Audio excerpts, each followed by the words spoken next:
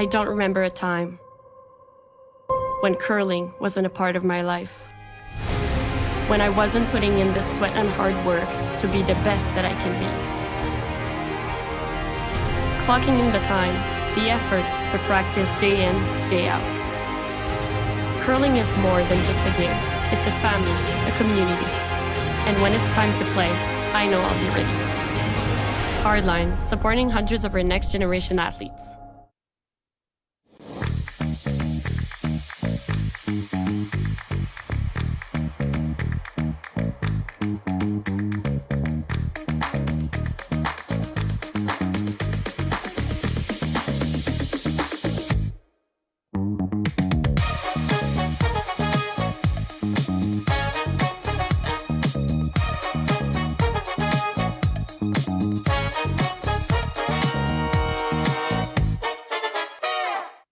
We asked Saskatchewan what they know about 5G. More speed, more innovation. It's gonna make our lives a whole heck of a lot easier. This is what 5G looks like. Better, faster. Sounds like one more G. Sounds pretty good. I don't know what it means. All you really need to know is the future of 5G is here and will continue improving through investments in network technology.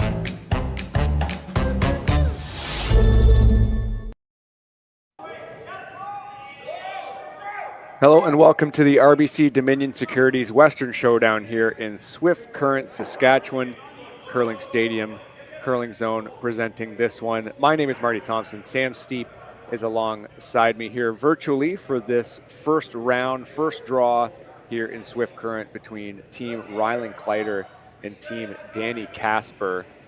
Sam, I know that Rylan Kleiter has been a team that's been certainly ascended on this scene in Canada for quite some time. We'll get to Team Casper and their ascendancy in the U.S., but I think for Team Kleiter, since they're in their home province, certainly a lot of eyes will be on them this week. Yeah, they'll certainly be comfortable. They've obviously played here a good amount of times, and growing up playing against Matt Hall, an Ontario native, and now he's out in Saskatchewan, and they've had a good year. Matt's obviously been a great curler for a long time, and it should be a lot of fun. See the first set of stones here from Trevor Johnson, and I believe that's Matt Hall with the broom down early. Mm-hmm. Yeah, it is. Yep. Watching the practice looked like a lot of curl out there, so it should be a lot of fun navigating this the ice. A lot of those hackboard waders should be fun to watch teams manage and communicate and all of the fun stuff. Some big movement on that one too, and you see Casper now. I guess they're trying to look at maybe trying to get rid of this redstone. Yeah, they flashed their hack wader on their first stone, so really no choice but to make the run back now. This is Ben Richardson, second for this team out of Minnesota.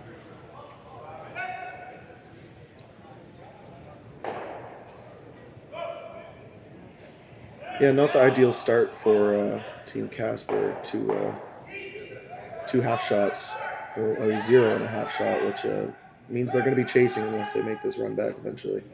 Of course, Team Kleiter here with the hammer in this first end. Good chance to protect this here with, as you mentioned, Matt Hall, Kitchener-Waterloo origins to his name. Getting a chance to throw a guard up here, I think. Yeah, this is the interesting part of 5-rock rule. When in the 4-rock rule, they never, if you had hammer, throwing a center guard was a sin. You were never supposed to throw center guards. But they're in a really good position now, and Rylan understanding that Casper needs to make a run back or they're going to have a relatively easy deuce. This looks pretty well judged from this team. I'm glad you mentioned, Sam, the amount of curl. Watching the women's event there yesterday, saw some teams really get fooled by how much it was curling here in Swift Current. That can also impact these hits as well. They're seeing them trying to kind of eye these up, and missed this first run back. Ben's going to get another chance here, but trying to judge these, especially along the center line, is quite crucial. Yeah, I mean, obviously the men's first time on the ice, they would have been watching the women's draw. This looks close, but not quite. they would have noticed how much it's curling and what they need to do. But it's different when you're watching compared to just on the feel on the ice. So. And certainly watching over stream is a whole nother set of circumstances. You can certainly see the line they throw, but you can sometimes miss the little intricacies you can sometimes see in ice. You know, this is a good angle for seeing a break point, for example, but we don't get the full picture for sure, but we can certainly see where teams are aiming and more generally where the rock ends up. Yeah. And just that situation right there is good communication by the whole Kleiter team. Rylan was going to use the other turn that they haven't used yet in the first end, and would have been a total guess on weight.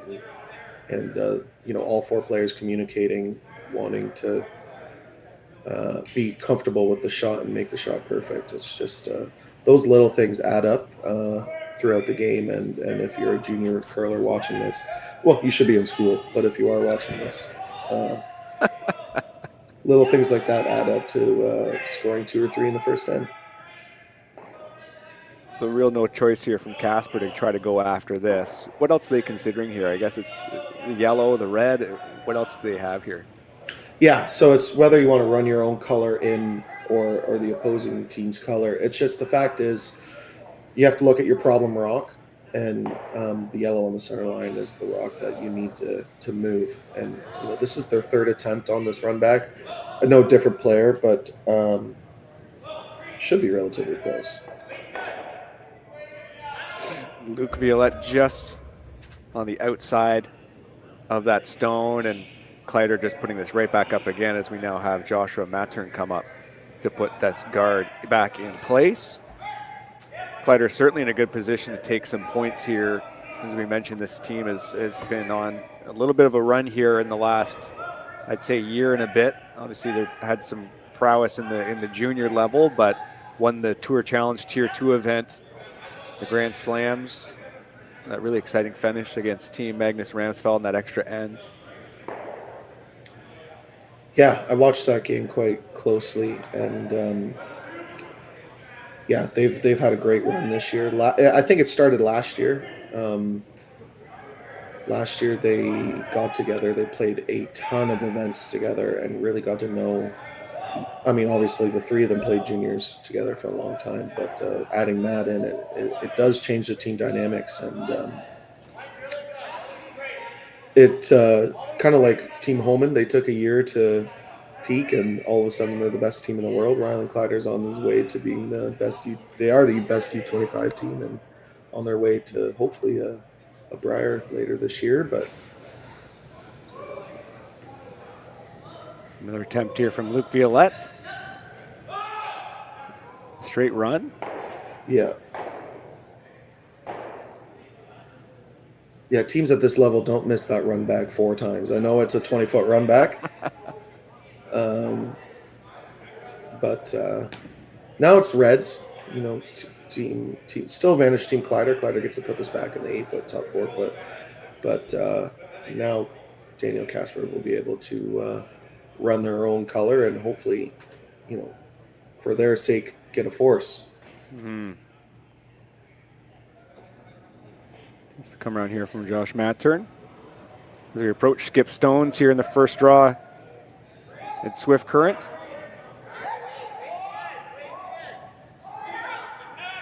And this is where the guessing comes in the first time on the right side of the sheet. It did look like a quite narrow slide, and they were all over the guard. Yeah, imagine the weight wasn't there either. Mm-mm. So the guess is simply that. Now, Skip Stones here for Casper, and they have a chance to go after this Yellowstone, and they've seen this path now how many times on this run. So now you just need to come down and hit this, and I guess you could get a nice little roll underneath cover here now, can't you? You can. This shot is harder than it looks. Hitting the rock is the easy part. It's getting the roll and how much curl it is. They're going to have to, in my opinion, throw a decent amount of weight to try and roll behind one of these corner guards or guards. Judging on that excuse me, just judging on that broom for sure. A decent amount of weight to just try to get that action over. Skip Danny Casper. This is a team that is based out of Minneapolis, but they're certainly from across the U.S. He's originally from New York State.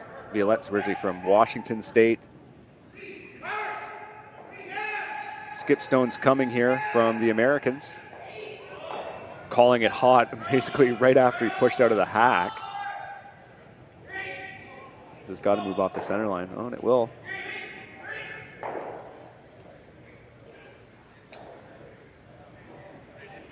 Yeah, tough line call there. That was a pretty big outward motion with the release, so wasn't sure how much that was going to curl, especially on the center line.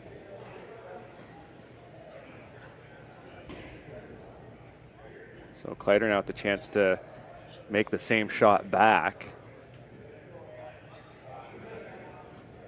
Deciding to throw less weight. They do have more room than Team Casper did. And the port they're navigating, the red guards are lower than the yellow, so tends to bring a little bit more curl into play.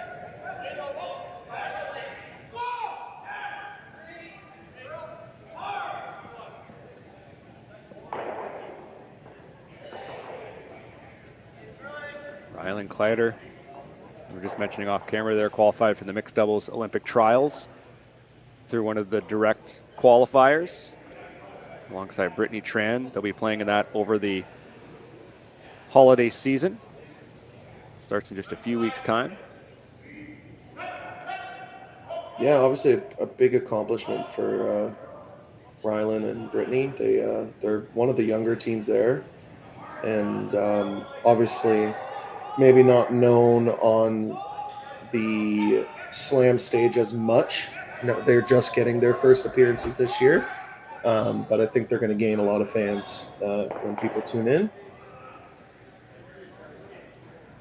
Certainly a young, exciting team in doubles for sure.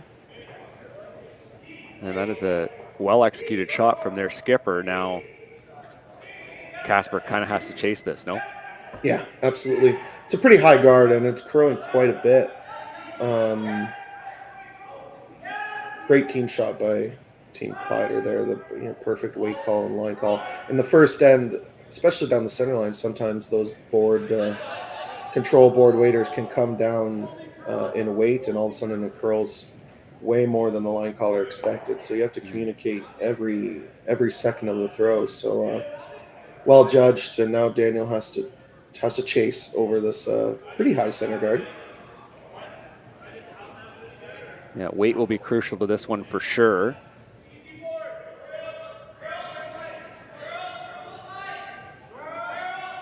I'm saying it's a hair down, but it's not narrow.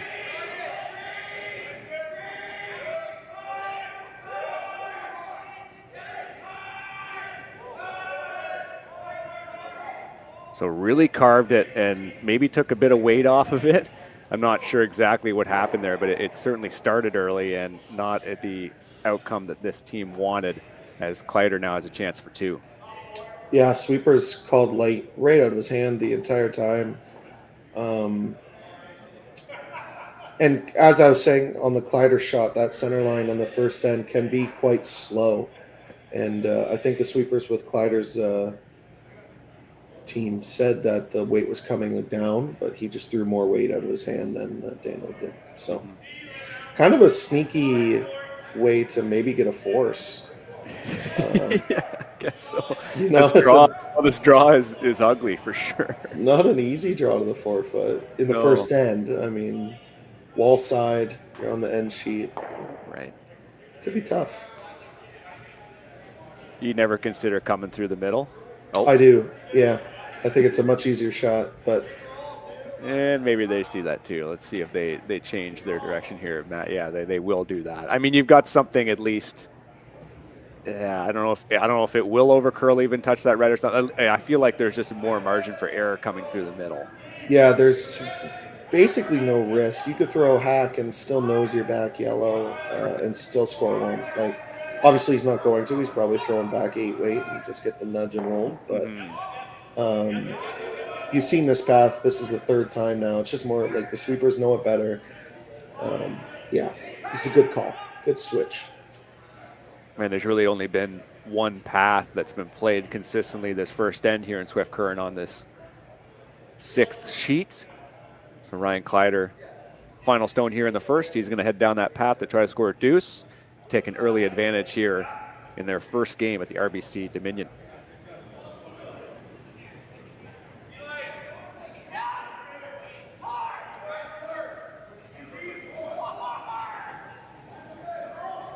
Seem to like this. Line looks good.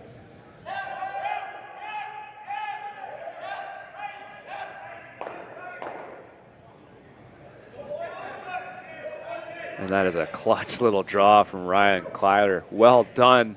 Takes their 2 here in the first, and we will be right back from Swift Current.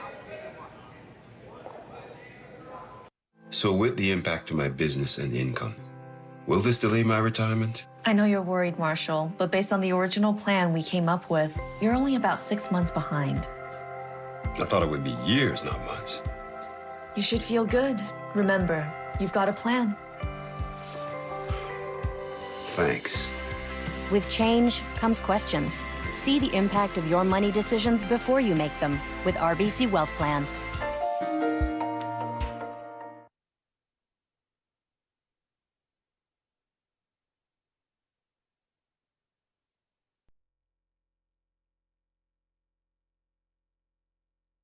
Canada. Hardline's ice pad has revolutionized curling for over a decade. Engineered with top-tier precision and durability, it is backed by an unmatched 10-year warranty. Designed for curlers at all levels to sweep effortlessly with maximum efficiency, it is trusted by the world's best curlers, including Olympic and world champions. It is quite simply the best brew in the game. Hardline. Join the revolution. Stronger agronomics, better returns, greater peace of mind from pre-seed to post-harvest. You can count on the Victory Canola program to keep you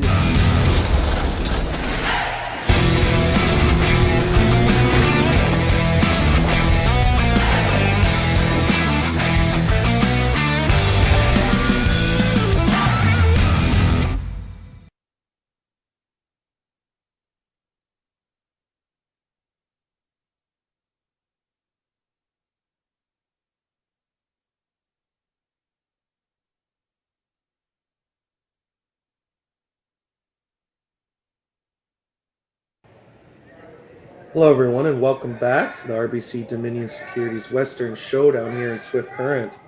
Team Kleiter takes a 2-0 lead with hammer in the first and really controlled the entire end until Team Casper finally made that long run back, had a chance to force them, came up a little light on their last, and Rylan Kleiter drawing the forfeit for their 2 points.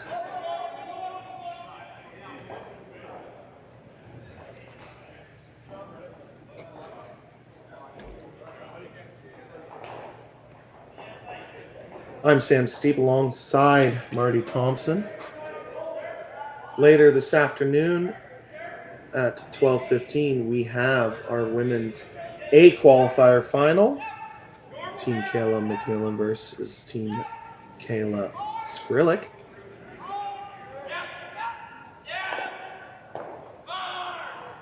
If you have just joining us for this weekend, the other A final is Team Strauss versus Team Schwaller on the women's side. They got to start yesterday.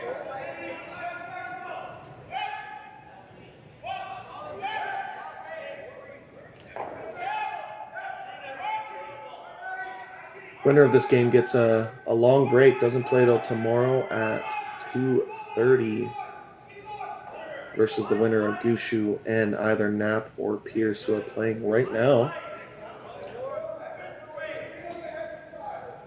Obviously, you can catch all score updates on Curling Zone, and we are streaming every sheet. As a typical setup so far, corner guard, center guard. Matt Hall being asked to make the hit and roll around the center.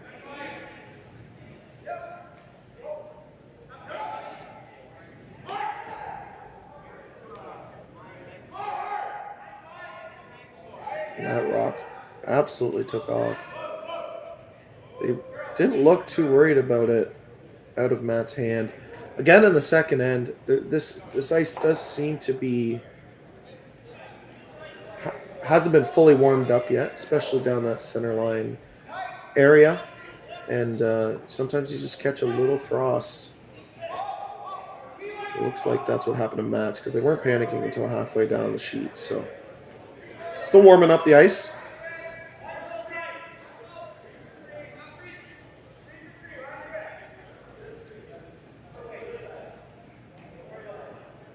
Ben Richardson's being asked to draw around the corner guards. It didn't look like a ton of ice, but maybe not quite curling as hard to the wings. Sweeper's calling heavy.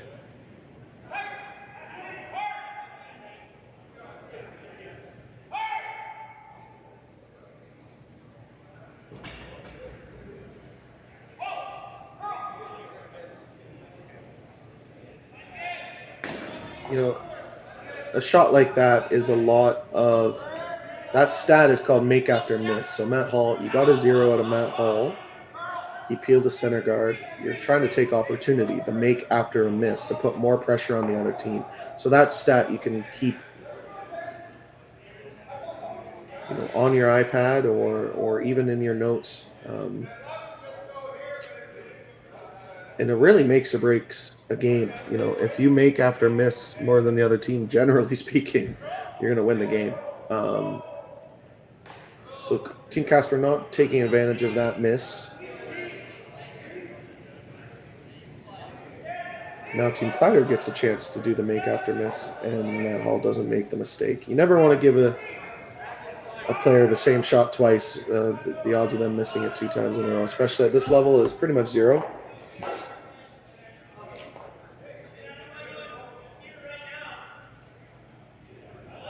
I still give the advantage to Team Casper. They have those staggered corner guards. Ben just threw this. He knows the weight he needs to adjust, and I imagine this is going to be rather close.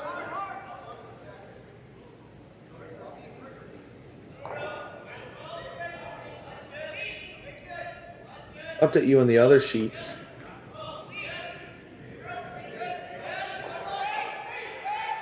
Steve Laycock takes one over Dustin. 2 Saskatchewan teams playing against each other. This is Steve's home club, so should be rather close. And Charlie Thomas takes 3 over Evan Van Amsterdam in the first end. No mistake by Ben. Same with Matt. You give a player at this caliber the same shot twice, he's not going to make a mistake.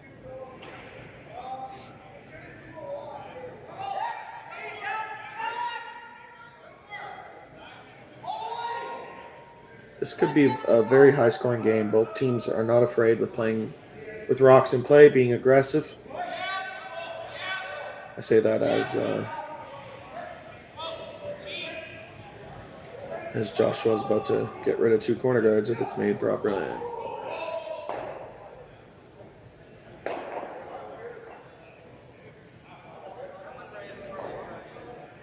And no mistake.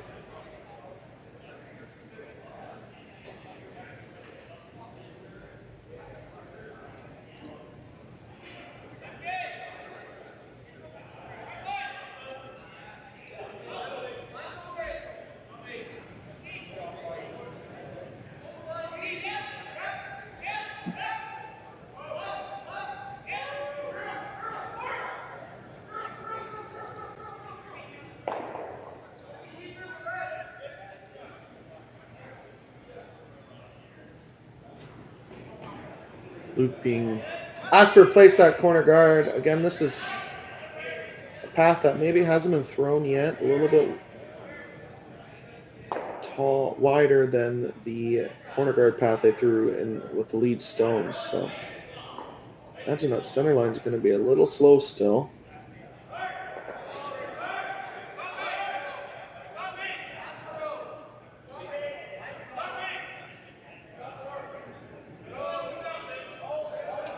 Pretty good throw. A little tight. Team Kleiter's hitting ability. You don't want to give them the run backs that close to the rock. You know, the closer it is, obviously, the easier the shot.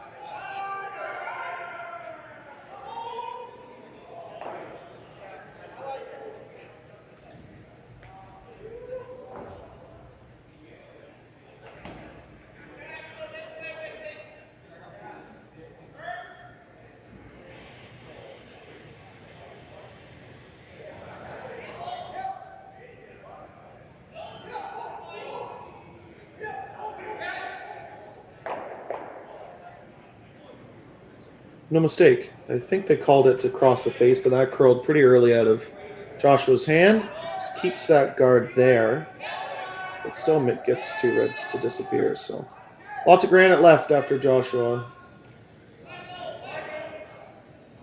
throws. So well done. End's not over yet. Team Casper still has a guard to hit and roll around. It's still early. It's second end. Don't know what's going to happen here.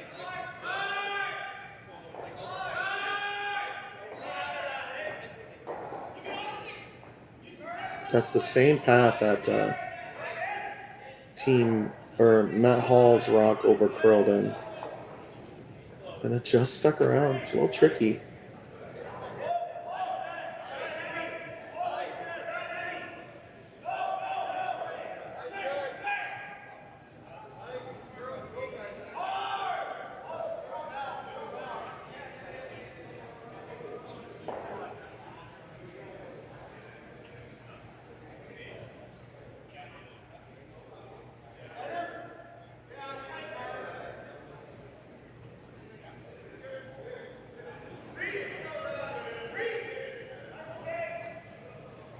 Rylan deciding to hit the rock that did stay in the back 12. It's obviously the right call, being up 2. Keeping the weight up, it looks like. The broom's pretty tight, which I like. Rocks out in the wing like this, especially biting the back 12. There's some curl you haven't really seen in practice yet.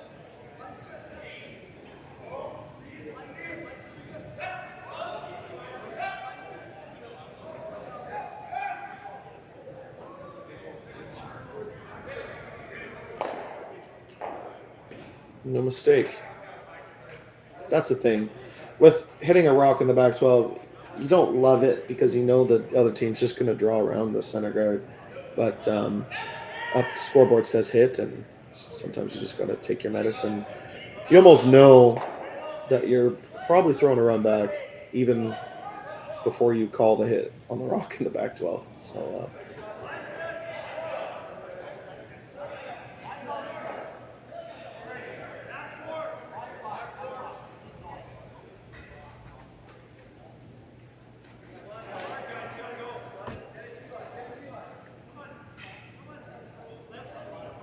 as Daniel Casper gets ready to throw the draw around the guard. Sweepers were heads down, basically out of his hand.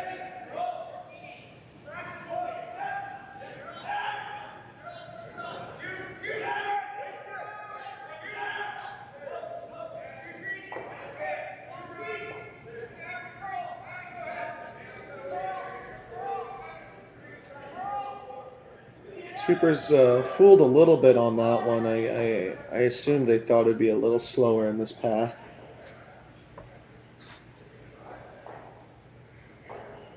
Did get job A complete, which was to be buried around the center guard. It's just 3 feet deep.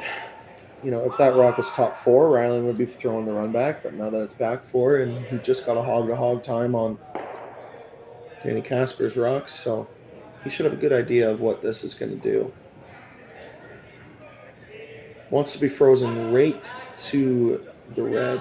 If you leave it top 4, could give a chance for Team Casper to make a hack waiter for 2.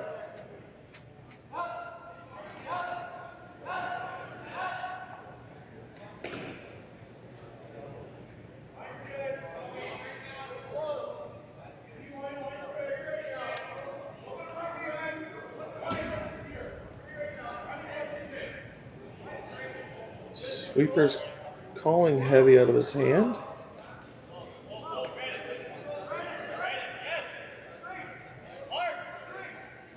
Just too much weight. Just like that, Team Casper has a chance to get their skips. Deuce, just trying to pick a line here.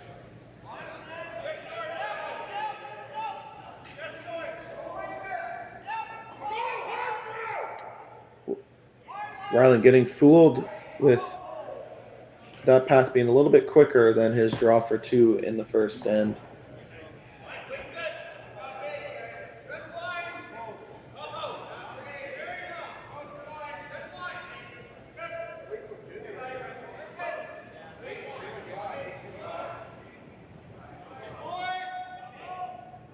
Last rock here in the second end. Danny Casper needing to bite the forefoot for his 2 points to tie this game.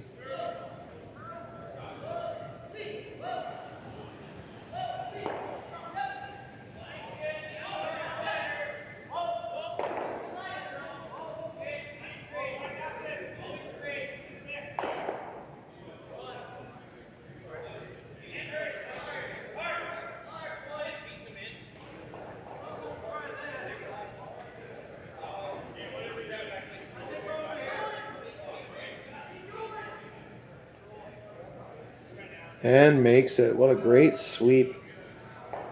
Team Casper ties the game up 2-2. We'll be right back after this short commercial break.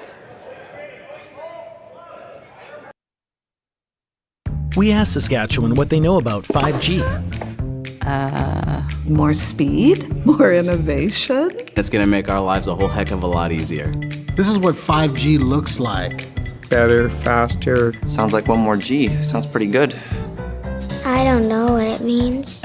All you really need to know is the future of 5G is here and will continue improving through investments in network technology.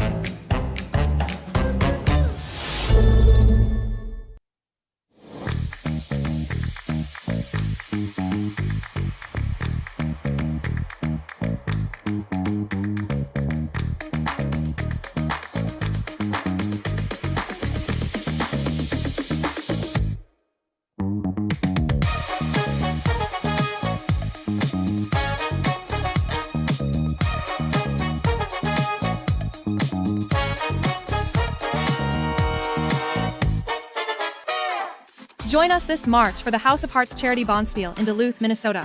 Help raise funds for Project Joy, who provides meals for hungry kids in our community. Every donation helps to ensure no child goes hungry. Join us and make a difference. Together, we can spread joy. Hey Ben, what's the Aztec Safety online e-learning website again? Yeah, that would be aztecsafety.com. Fire extinguisher and firefighting, we'll send that one to Paul. Ah, now here's a course I should probably take. Conflict resolution. Power line safety. Yeah, I thought it might help me with my line calls. Did you know this Aztec website has over 100 safety courses? Jeez. Aztec Safety online course. Ground disturbance. Could have used that a few seconds ago.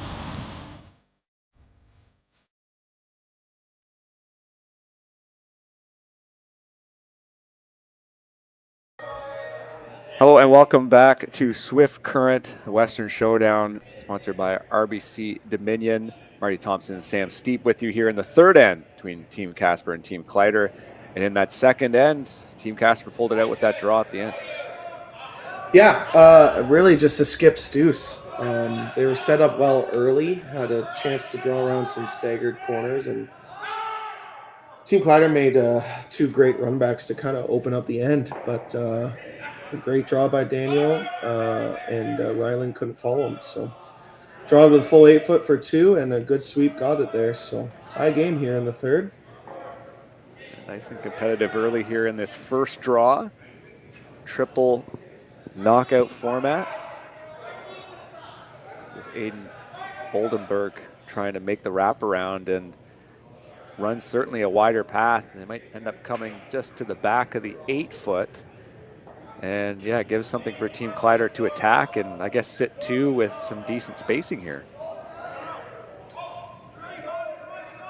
Yeah, it's interesting to play the hack waiter. I mean, you're in odd ends. You're okay with the blank. You're probably peeling as soon as after this next rock. Some teams probably would draw the top 4 foot here and be a little more aggressive, considering there's basically 2 center guards. That yellow is biting the top 12, but how much it curls, it's basically a center guard.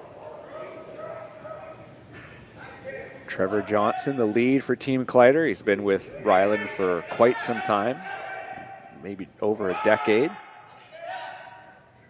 And that makes a nice little rollout. Playing lead now, but I believe has played third and second previously. So certainly no stranger to playing those kinds of nice touch shots.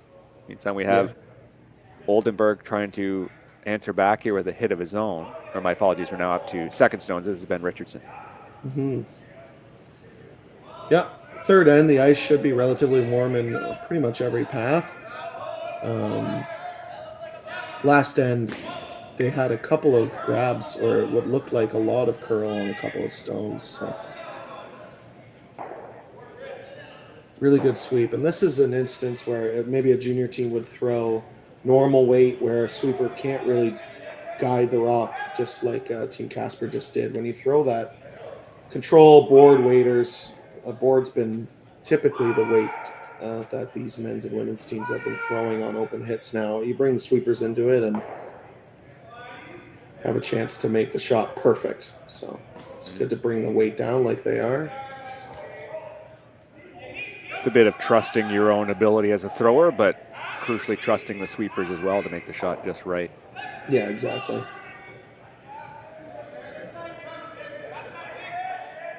So Casper with another attempt to try to bring play into the middle and behind these 2 stones you see down the middle of the sheet.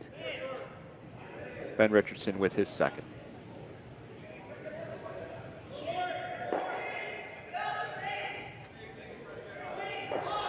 This is Luke Violette with the sweep on the inside here. Trying to keep it straight. And that'll be an unfortunate flash there from Richardson.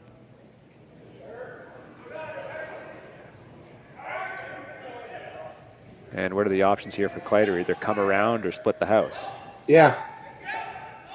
I think if you come around, it is a little dangerous. You put a back button, even if you put it on the button or just biting button, your scoring area will get shrunk after Team Casper makes the perfect freeze. So bring it to the wing and see what Team Casper decides to do. Try not to leave a double, basically, is the point of this shot. I think if Team Kleiter was up 1, you'd probably see a peel. Right. But considering it's the odd end, but they're in a really good chance, really good position to put some pressure on Team Casper here. And Hall with the draw to the rings on this side. It's not heavy, that's for sure. Yeah, that looked like it curled early. Not what the sweepers were expecting either, sadly. So that doesn't change the complexion of this end much, as we just see Casper again trying this hit and trying to roll to somewhere a little bit more useful. Yeah, last end I talked about the make after miss stat, you know, how important it is to make after your, because at this level you don't get a lot of misses. And Matt Hall not taking advantage of that. So it gives Team Casper a chance to make the hit and roll.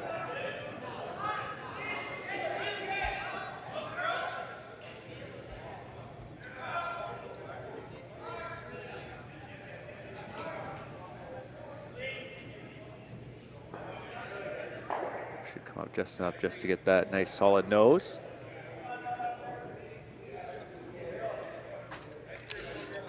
Now Kleiter going after the make after make stat, I guess, so to speak, as they try to answer back. Yeah, Team Kleiter is still in a good spot. Obviously, they're hitting to sit 2. Hard to complain about that, obviously. It's just, you know, when you have a chance to sit 3, obviously, it's pretty important, but Team Kleiter still sticking with this board weight hits, bringing the sweepers into play. See Trevor Johnson with the sweep here. Quite an effective sweeper, as you can just see. Manages to bring that one over and get a decent chunk of that red rock. Yeah, and another great reason why to throw board weight if you have sweepers like that. You know, obviously, Matt Hall being a skip for most of his career, his sweeping is obviously a lot better than it was last year. But when you have two guys like Joshua and they're amazing sweepers, and you're going to give them the broom almost every time you can. And that is just about perfect from Violette. Brings it at least in towards the middle. Now, that is such a high guard. You can get at that redstone, but at least they're all trying to get it under cover and try to make things a little bit different for Kleiter, give them a different shot. I think that's why you saw a little bit of frustration, because he knew he had to be buried behind the yellow, not behind the red. Like on the camera view, it looks nice and buried, but it's a really high center guard. A little harder for a lefty, though. Josh Mattern now. Matt Hall on this right away.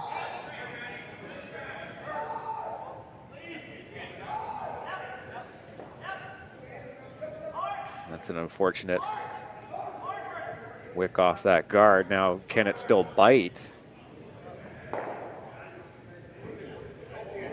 Oh, that's at least that's something here for Kleiter, throwing the yellow stones as we now approach Skip's throws here in this third end. If you're Team Casper, what do you think the options are here, Sam? Yeah, you got to either draw top 8, top 4, or guard it. I mean, obviously, you can hit. It just takes all the pressure off of Team Kleiter. Unless you make the hit and roll absolutely perfect, which on this ice is, on the way the ice is playing out in the wings, it's pretty tough. There's a lot more tolerance with the draw. Like if you call top 8, you end up a 3 guard. You know, pretty good tolerance. Looks like they're calling the guard. Yeah. Surprising to me. I think sometimes. I think you put a lot of pressure on Team Kleiter if you put this in the top 8 foot, half buried around that yellow in the top 12, and sit 1-2. You know, those rocks biting the 12 foot gets a little scary if Kleiter just decides to make some kind of thin in-off or run back for 3. Obviously, the game is, well, it's not over, but it gets a lot harder for Casper to win. Yeah, and just knowing how much it's going to curl, you know, you really could wrap that around in the 8 foot. You could really bring that, you know, almost in like right to the 4 if you wanted to. But this is maybe the safer shot. I'm glad you mentioned tolerance there, Sam, is just trying to make sure you have a way that you can not get the absolute most precise shot, but you still have something that's quite useful. Yeah. So maybe curling a smidge more than they wanted to, I'm imagining. Oh, it looks like we're coming in now. Oh, yeah, that's not a bad spot if they end up corner frozen, and they will be. Pretty much the best place you can put it. They wanted it a little higher, but now there's no run backs. Forces Rylan to draw the top button here. And after last end, his draw going to the back 8 foot. A little bit of redemption time for Rylan Kleiter here. Yeah, another chance to calibrate on this ice surface, get your draw weight down as a skip. So you see Matt Hall holding the broom, as you mentioned, Sam, previous skip himself. So tasked with calling line in the house here for skip stones for this team. It's one of the reasons why Matt Hall was a good pickup for Rylan Kleiter. He kind of fits this team perfectly with Joshua and Trevor being such good sweepers. You let them sweep skip stones. Matt's been calling line since he was 8 years old. So, is that a true fact? 8? It might even be earlier. You're skipping the family team at 8 years old. Yeah. All these sweepers are on it right away. Let's see how much magic they've got in them. This will be down, though. Maybe Kleiter just with overcompensation there. I know you said he sort of pinged one to the back 8 in his last draw. But that was a little short. Maybe the path too. They haven't played this board side as much. Yeah, I'm it not could be a sure. mix of both. It's Yeah. definitely, I mean, as a skip, you'd like to feel the adjustment, but obviously maybe a little bit over adjustment and a slower path. Interesting situation for Casper. I think, yeah, I would like to take the pathway that Rylan just threw, as Luke is suggesting. Because even if you end up as a guard, you're taking the path away, and you'll probably see Rylan play some kind of in-off for 2 or 3 if you're not in the house. I mean, Kleiter just played that draw, and I know that's maybe Casper hasn't played that side, so maybe he doesn't want to, but, you know, Kleiter would be certainly inclined to throw the same thing with just a little bit more weight and make it, but they will be protecting this side. Are they going to try to come right in, Sam? Are they going to try to be like on the 4-foot? Okay, that makes a little more sense. To me, it's like Monopoly. You're kind of giving them a get-out-of-a-jail-free card. This rock is so important because it needs to be full 12-foot. If this ends up as a guard, you'll probably see Rylan take on some kind of angle run back for 3. Yeah, right. Where in the other path, if you know, at least you're taking away the same shot he just threw. But he knows this path. He knows the weight he needs, so I imagine he's going to be relatively close. Final stone here for Casper in this third end. Broom right down. And looks like this will be light. They're going to bring it in, though.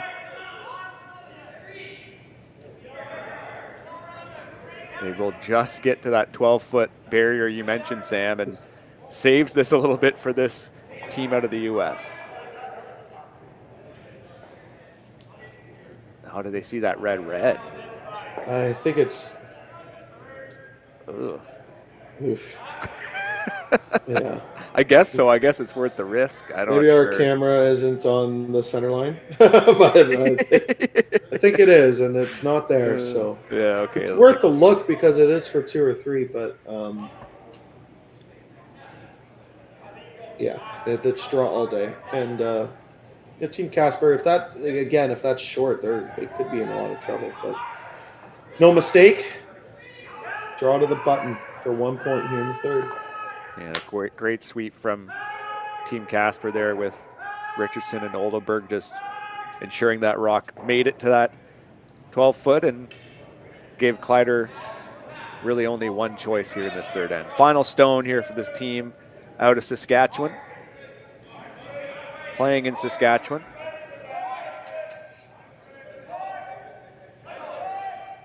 Making sure this rock gets out there. It looks like it's almost curling a little early here. They've got some room for sure. Just comes down to weight now. And they will bring it right down, right to the pin. Fantastic draw from Rylan Kleiter. No mistake on his second. Make it 3-2. We'll be right back here from Swift Current.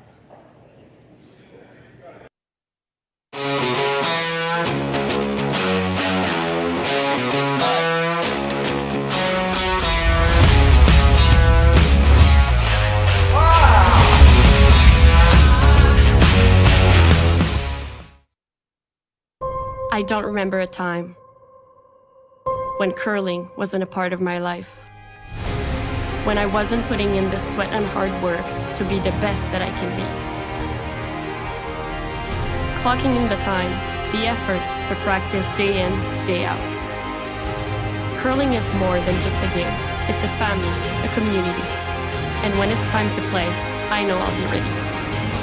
Hardline, supporting hundreds of our next generation athletes. Saskatchewan, you know Sasktel because we're everywhere. Because being everywhere keeps us connected to you. With Sasktel sponsorships, we get to be part of your community. We're here with you, and we're here for you. It's easy to get started. All you need to do is apply. Sasktel cares. Always has, always will. To apply for sponsorship, visit sastel.com/sponsorships.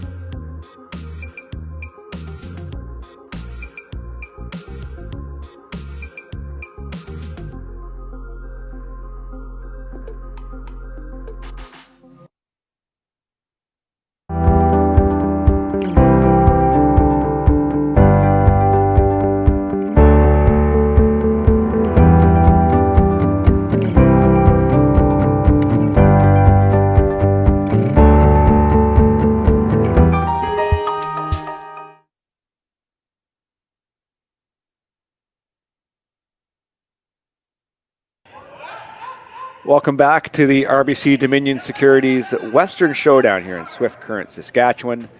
Team Kleiter up 3-2 over Team Casper here in the fourth end. Marty Thompson and Sam Steep with you on the call.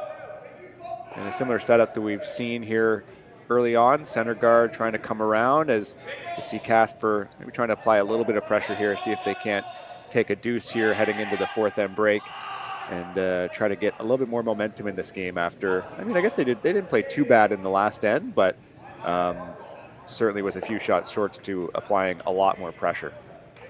Yeah, if that last raw gets, 3 to 4 feet deeper, biting the top button, all of a sudden that draw to the pin is a lot harder for Team Kleiter, but still got the force, and Team Casper having hammer on even ends, they're in a pretty good spot, in my opinion.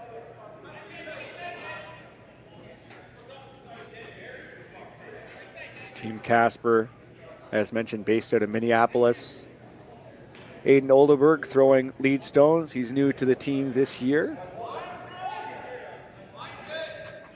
As Violette and Richardson have been with Casper for quite some time. This team has had lots of success at the U.S. national level, up at the very top end of the men's game. One of the many exciting young teams that the U.S. has to look forward to. Yeah, they've been, at least the three of them, and kind of like Rylan Kleiter, they've been together in juniors for a long time. I got to play against both these teams quite a bit and in juniors. And I think that's the recipe to success a lot of times, is staying together, which a lot of junior teams just don't anymore. Obviously, Team Casper did get some junior funding when they were in juniors. I don't think the funding's the same in the men's, but still, that obviously helps, especially with how much travel they do up into Canada. But staying together is a big key to success, in my opinion. It's one thing to stay together, but it's one thing to be committed to the game through, key ages in which, you are at, certainly a physical advantage in your 20s and such and going into your 30s. But, there's such a great learning opportunity there to, remain at a high level and to be able to know each other and be in a team, right? It's replicating what you see in many other sports where you have these teams that, you want to keep a young core together and maybe sprinkle in a few other elements, but ensure that they are playing at a high level and they're certainly sharpening their blade, so to speak. Yeah, and you look for the same commitment level, really. Like in curling, age is just a number for the most part. Sweeping has obviously become a big thing in our sport. Makes a lot of shots, and the best teams in the world have the best sweepers in the world. So there's no secret that Team Mowat's the best team in the world because a lot to do with their sweeping. Same with Retornez last year. Yeah, certainly. You want to look for the same commitment level as well when you're a junior team or even a men's team, and women's teams. So decision time for Rylan Kleiter. Perfect hit and roll by Team Casper. They're sitting 2. And now they need to decide how aggressive they want to be. Yeah, this end just got a little annoying here for Rylan Kleiter. Again, they don't have hammer. Trying to find a way to change the shape of this 8-foot especially. That overhead angle just shows exactly how awkward those red stones are. And looks like Matt Hall is going to try to play into them with those yellow stones. Yeah, I like the tap call. Maybe a little aggressive, but you have a chance to put some pressure on Team Casper. Just papers that rock at the top 8, and it will come back and be exposed. It will be second shot stone, though. Yeah, I wonder if touching that rock made it shot. It is close, but Danny seems to think they're first shot and third shot, so now a hit to sit 3. And no doubles available, so this is going to be a lot of pressure on Team Kleiter. This is made.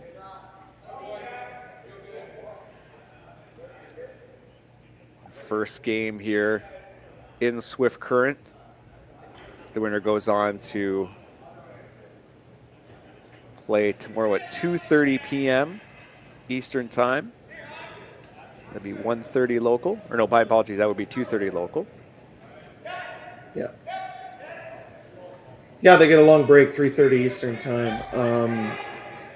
The winner of Gushu and either Knapp or Pierce, which Knapp and Pierce are in a close game with 3 blank ends in a row by Team Kelly Knapp.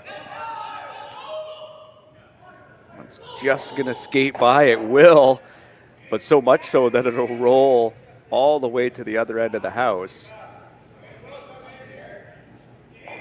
Kind of back to where they start a little bit here for Team Kleiter. Hit and roll. That seems like that's the call, eh? Yeah, they gave it. They gave an attempt on this tap. It looks not easy, and you're up 1. I do think the hit's the call. If you trade hits and then make a hit and roll to center or make a double, obviously all these guys. All these skips are thinking 2, 3, 4 shots ahead. And you got to think about both teams making and trading hits. And eventually you'll have a double or you'll have a hit and roll to get out of this end for Team Kleiter.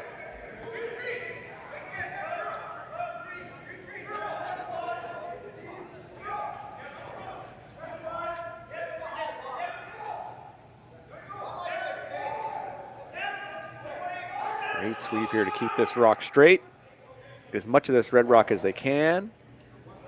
They will knock it out, but the shooter will roll as well.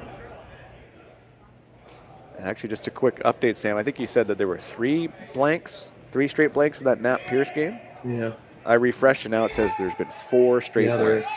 Yeah. So just updated. Hopefully nobody scores in that game. Hopefully there's 0 points at the end, and then we don't have to worry about it. We just know it's going to be 0-0. We can focus on this game. Yeah, I have a funny feeling Brent Pierce is going to be throwing a couple center guards this end. So Richardson keeping this one straight.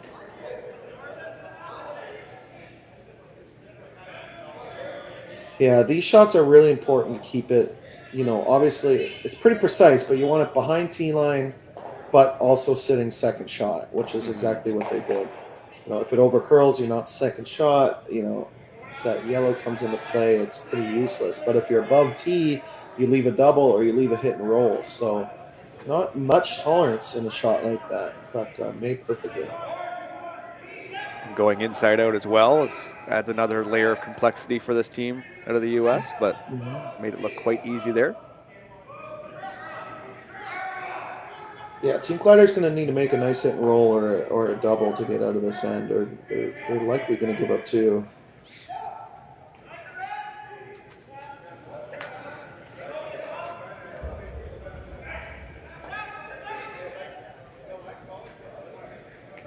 Good chunk of this red rock and roll down. They will, I'd imagine that wasn't the kind of weight that they wanted, Sam, so they ended up sort of audibling for the one at the back. Yeah, they changed the call nearly out of his hand. Sweeper's called light, and that is the hard part about these board waiters, especially out in the wings. Sometimes, your feel when you're kicking out, it feels like board. You let it go, all of a sudden your sweepers are calling hack or back line. It's not the best feeling in the world, but yeah, a little bit of a uncharacteristic miss by Joshua, but chance for Team Casper to either hit and sit 3 or draw somewhere. I think the hit should be the call.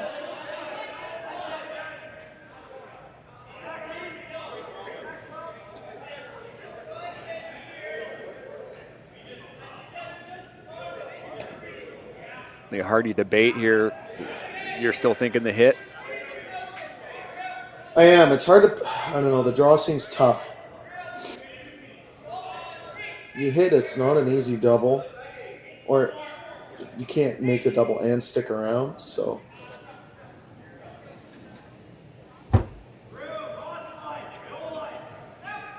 Final vice stones here from Luke Violette.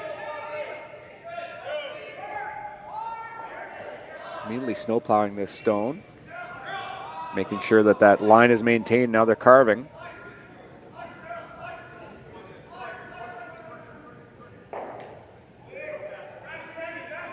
Doesn't look like their third shot. That was the risk of the hit. He basically had to be on nose. Well, they must be if they're looking at the double. Yeah, just that thin double on the outside. Get rid of both. Yeah. That's what they're lining up.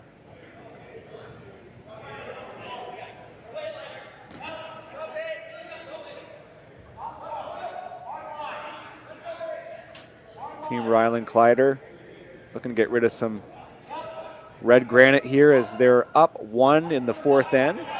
Casper does have the hammer and they're sitting 2, potentially 3, but you're right, it does look like it's 2. I think Rylan called the double though, so yeah, it could be. Unknown. Unknown. Either way, pretty important shot. Team Kleiter's been chasing this whole end. Certainly some big weight here from Rylan. His first of 2 in this 4th end. They stuff it, but it kind of gets the job done as it pushes that redstone a little bit farther back, as now the focus, if you look at that top 8, I don't think that Yellowstone's going anywhere if you're Team Casper. So job sort of done here for Team Kleiter at this point.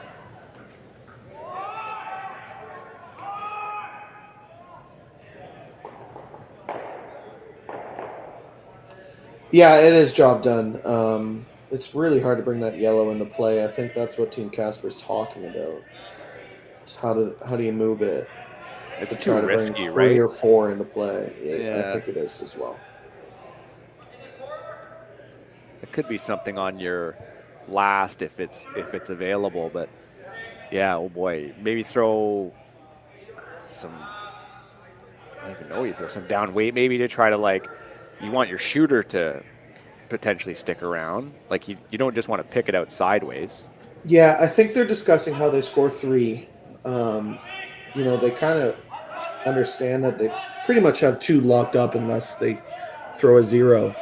So how do you score 3 points? And the 3 is so big against a team like Rylan Kleiter. You could draw half to 3/4 buried top 4 foot, half buried top 4, make Rylan's shot quite a bit harder, but it is a more precise shot, and you could leave a double. The safe shot is freeze, the back one, which is what they're going to call, and I think it is the call. 2 points is too important here. Yeah, the plan is just to come down to that red and then let Kleiter throw something here on his last. Crucial end for this team out of the U.S. Finished 2nd in last year's, or my apologies, finished 3rd rather in last year's men's curling championships. Yeah, they'll have a real shot going into nationals this year. They're playing a lot, just like the other top 2 American teams. But so call on the line right away here.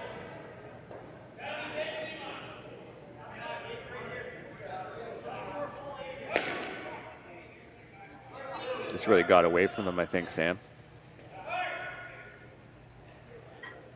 It's going to over curl. Hey. They didn't seem panicked until they were.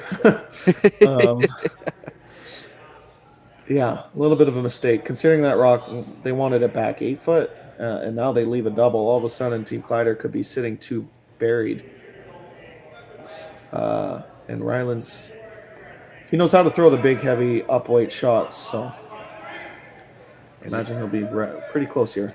And this is something that he just threw this path in his first, so yeah, going for the double here. Sit 2, like you said, really put the pressure on. All of a sudden for Team Casper, like you said, unless they throw a 0, and this maybe isn't exactly a 0, but it gives the Kleiter team a really good chance to shift momentum.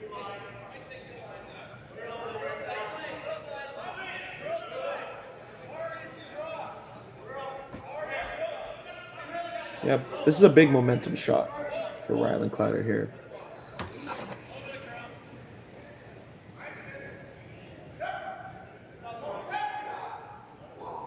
Team Kleiter's last here in the fourth.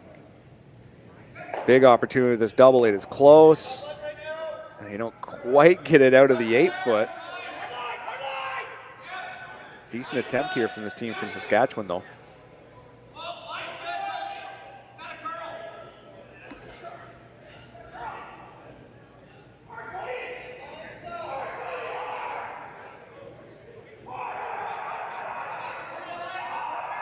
So you're thinking maybe a hack or board waiter and just remove this Yellowstone and take your 2? Yep, that's exactly what is being called, and yeah, it's the right call. Just need to stay in the 8-foot. They've seen this path a lot, so he should be rather close.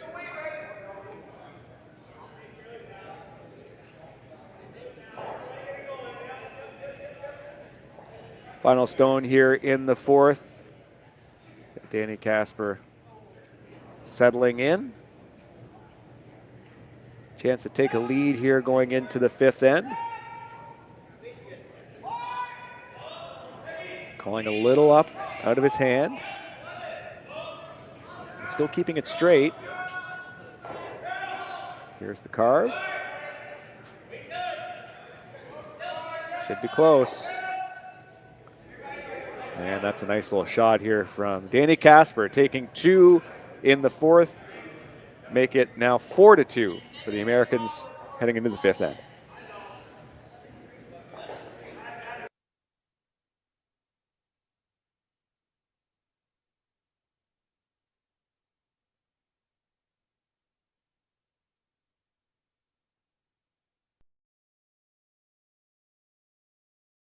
Hey Ben, what's the Aztec Safety online e-learning website again? Yeah, that would be aztecsafety.com. Fire extinguisher and firefighting, we'll send that one to Paul. Now here's a course I should probably take. Conflict resolution. Power line safety. Yeah, I thought it might help me with my line calls. Did you know this Aztec website has over 100 safety courses? Jeez. Aztec Safety online course. Ground disturbance. Could have used that a few seconds ago.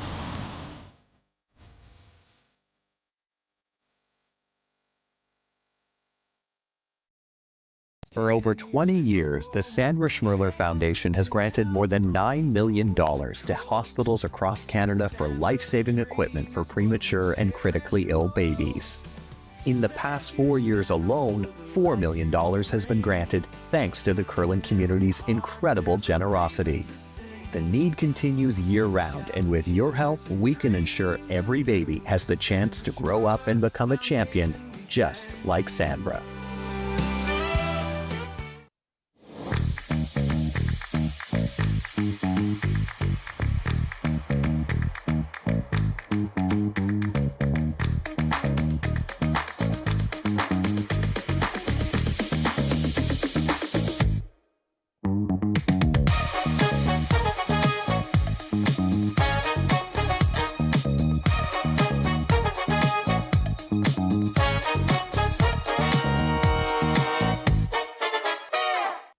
We asked Saskatchewan what they know about 5G. More speed, more innovation. It's going to make our lives a whole heck of a lot easier. This is what 5G looks like. Better, faster. Sounds like one more G. Sounds pretty good. I don't know what it means. All you really need to know is the future of 5G is here and will continue improving through investments in network technology.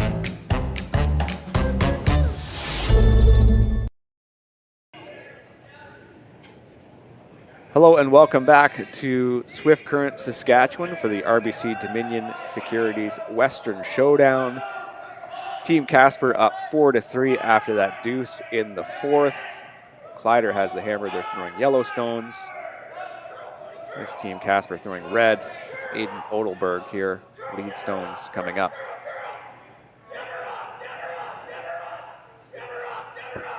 Yeah, so far, perfect setup. Perfect corner guard, perfect center guard.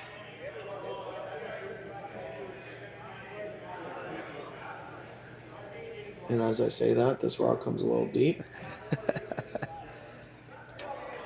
I do like the aggressive call, the double center. A lot of teams, maybe junior teams or teams watching this, might not agree with the double center. You're up one, but in the fifth end, it's so important to get a force or even force them to 2 points. You know, you want to stay on the even side of the scoreboard and kind of keep your fate in your own hands, really, when it comes to that eighth end. So I like the high center guard call. Unfortunately, it came a little deep. But. And Team Kleiter throwing these to the corner and then coming around. And that is pretty good there from their lead and Trevor Johnson. Yeah, pretty perfect setup. What's even more unfortunate maybe for Team Casper is that those rocks are perfectly lined up, and I mean there'll be some drag, but the run back will be, depending where they hit the rock, which should be relatively easy to make. Come around incoming here from Ben Richardson.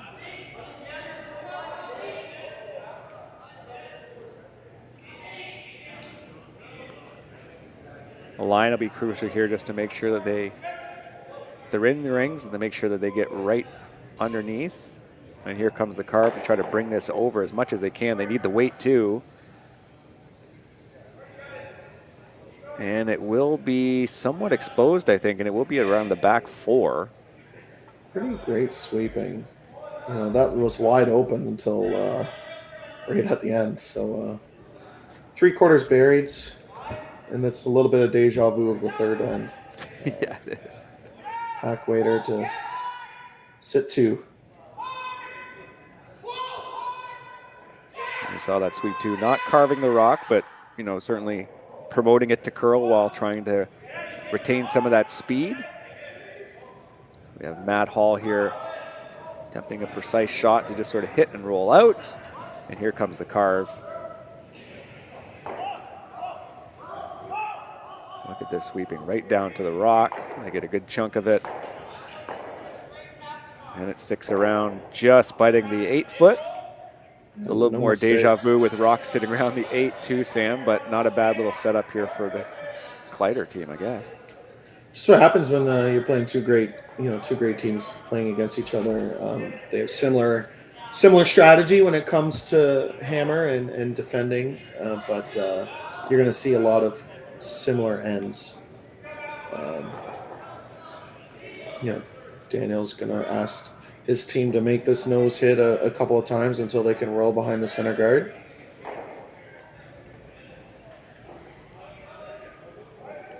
They've been impressed by Team Kleiter's ability through these first 3 positions, second as well with Matt Hall, just to make some of these more precise hits and really put their team in a good position going into skip stones. And certainly very consistent through the lineup here on these hits. Sweeping helps too, of course.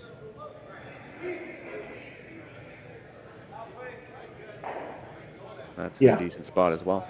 Yeah, I think now that rock is high enough where you can make the roll behind the center guard, and he's throwing a little bit more weight so it stays a little bit higher.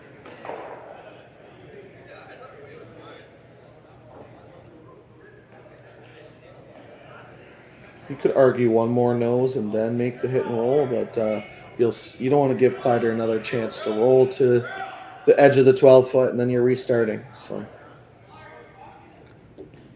Luke Violette's first here. The Americans throwing the red stones. They get that nose. The call is just to try to hit and roll outwards now for Team Kleiter. Yeah, you're trying to avoid giving Casper the opportunity to roll behind those center guards. So roll to the edge of 12 foot and really put some pressure on Team Casper to make a decision whether they want to just basically concede to or draw around the center guard.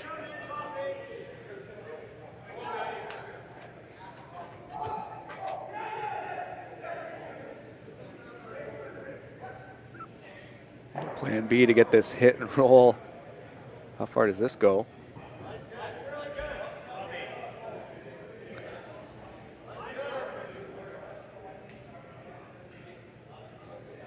Thoughts on that roll? Not a bad little spot, eh? Kind of works.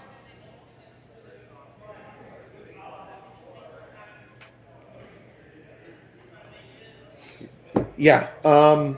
Obviously didn't want to roll to group the rocks up. That's the only bad part about it.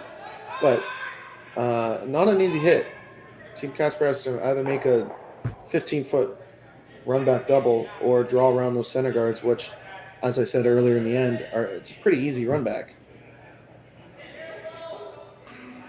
I like the call, just because if you do get the peel, you'll have a generally easy double. Yeah, there's certainly some tolerance in this. And maybe you make a nice one for the highlight reel. Luke Violette here, big weight. Final stone here for this vise.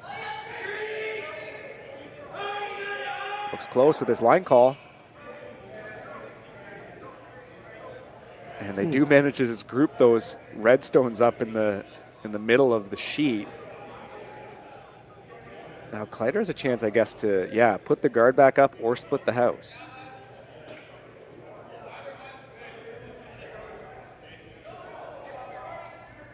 What's your first instinct? Put the guard up? Yeah, my first instinct is the corner guard. Still Vice's stones. This would be my second call. Like, if my teammates told me, let's just split, I wouldn't argue with them. It's basically a 50-50. You know, you can throw the corner, force Kleiter to draw around those center guards, or make a run back, or you split. If you split, you're basically guaranteeing that Casper's not going to use those center guards. They're going to play the double. So you almost, I wouldn't say you guarantee two, but you're in a good spot for two after splitting the rings here.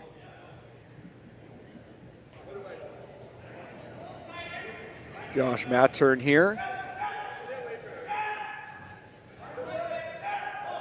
Lefty joined this team following the pandemic. He's had some pretty good success since then.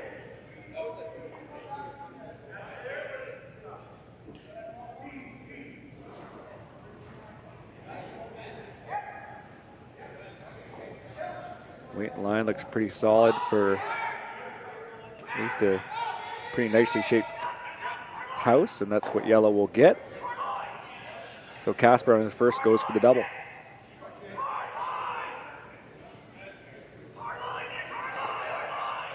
Yeah, just like I said, splitting the rings basically guarantees the other team throwing the double. Then you'll have a hit and roll or an open hit. Sit two on Daniel Casper's last rock, and that's if both shots are made perfectly.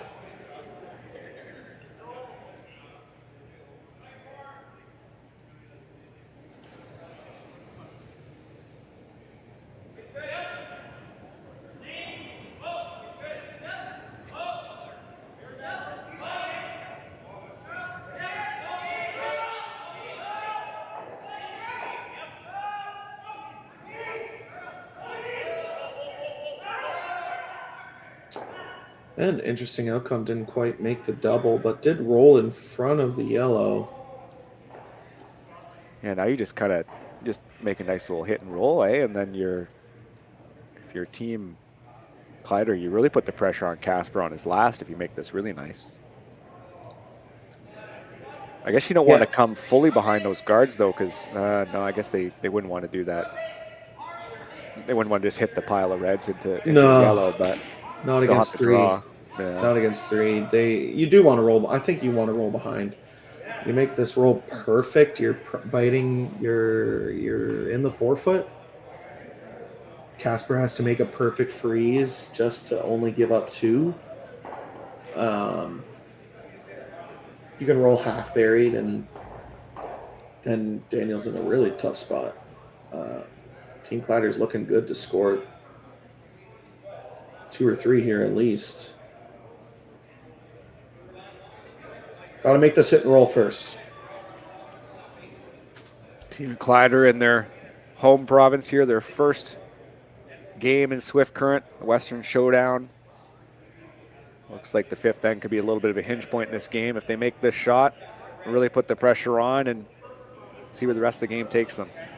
First of 2 here from the skip, Rylan Kleiter. Looking for a nice roll. Sweeper's intimating that it's down weight.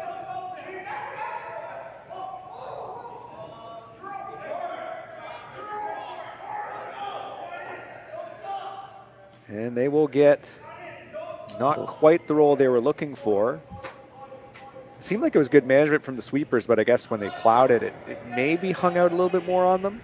Yeah, I mean, it's just a compliment to the sweepers. They're such good sweepers that they popped it out a little bit too far, maybe just a little bit early line call. Kind of sets up a shot to get out of jail here for Team Casper. They can make this board weight hit and roll under those center guards. You could also throw control and make the double if you want to. You have to get pretty close to that with the guards, but right. I think you're pretty happy if you're Team Casper if you're only giving up 2 here. So I think they're going to try to throw this control weight double. You could get best of both worlds and get the little bit inside roll too. Mm-hmm. You really don't want to flirt with that red stone there that you see at the very top of that bundle. Yeah, can't give up 4. Yeah, have to make contact. Final stone here for Casper, throwing against 3 yellow stones. Curling early here. Well, looks like there's a good management. Gonna be right tight to that red guard. Will they get the best of both worlds? Wow, what a precise shot there from Casper. They will give up 2, but that was an excellent shot. Yeah, never thought they were going to make it by crossing the face. And I don't think that's what they called. A little bit of an aggressive line call, calling them to curl early, but they get away with it and make the double. And like I said, they're pretty happy only giving up 2 here. And you at home were not the only one wincing when that rock passed that red guard. It was like, but made it. Kleiter still has to make this one for 2. Final stone here in the 5th. Hit and stick.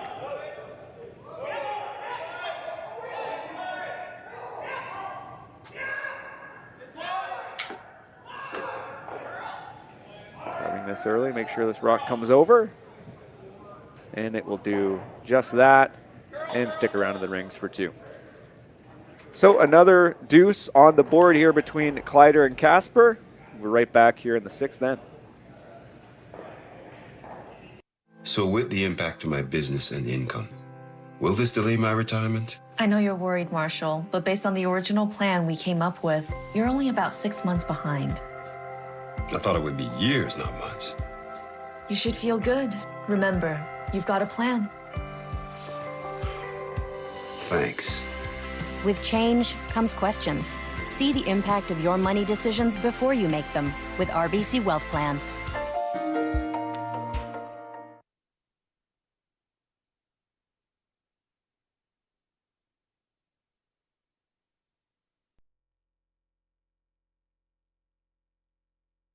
In Canada, Hardline's ice pad has revolutionized curling for over a decade. Engineered with top-tier precision and durability, it is backed by an unmatched 10-year warranty. Designed for curlers at all levels to sweep effortlessly with maximum efficiency, it is trusted by the world's best curlers, including Olympic and world champions. It is quite simply the best broom in the game. Hardline, join the revolution.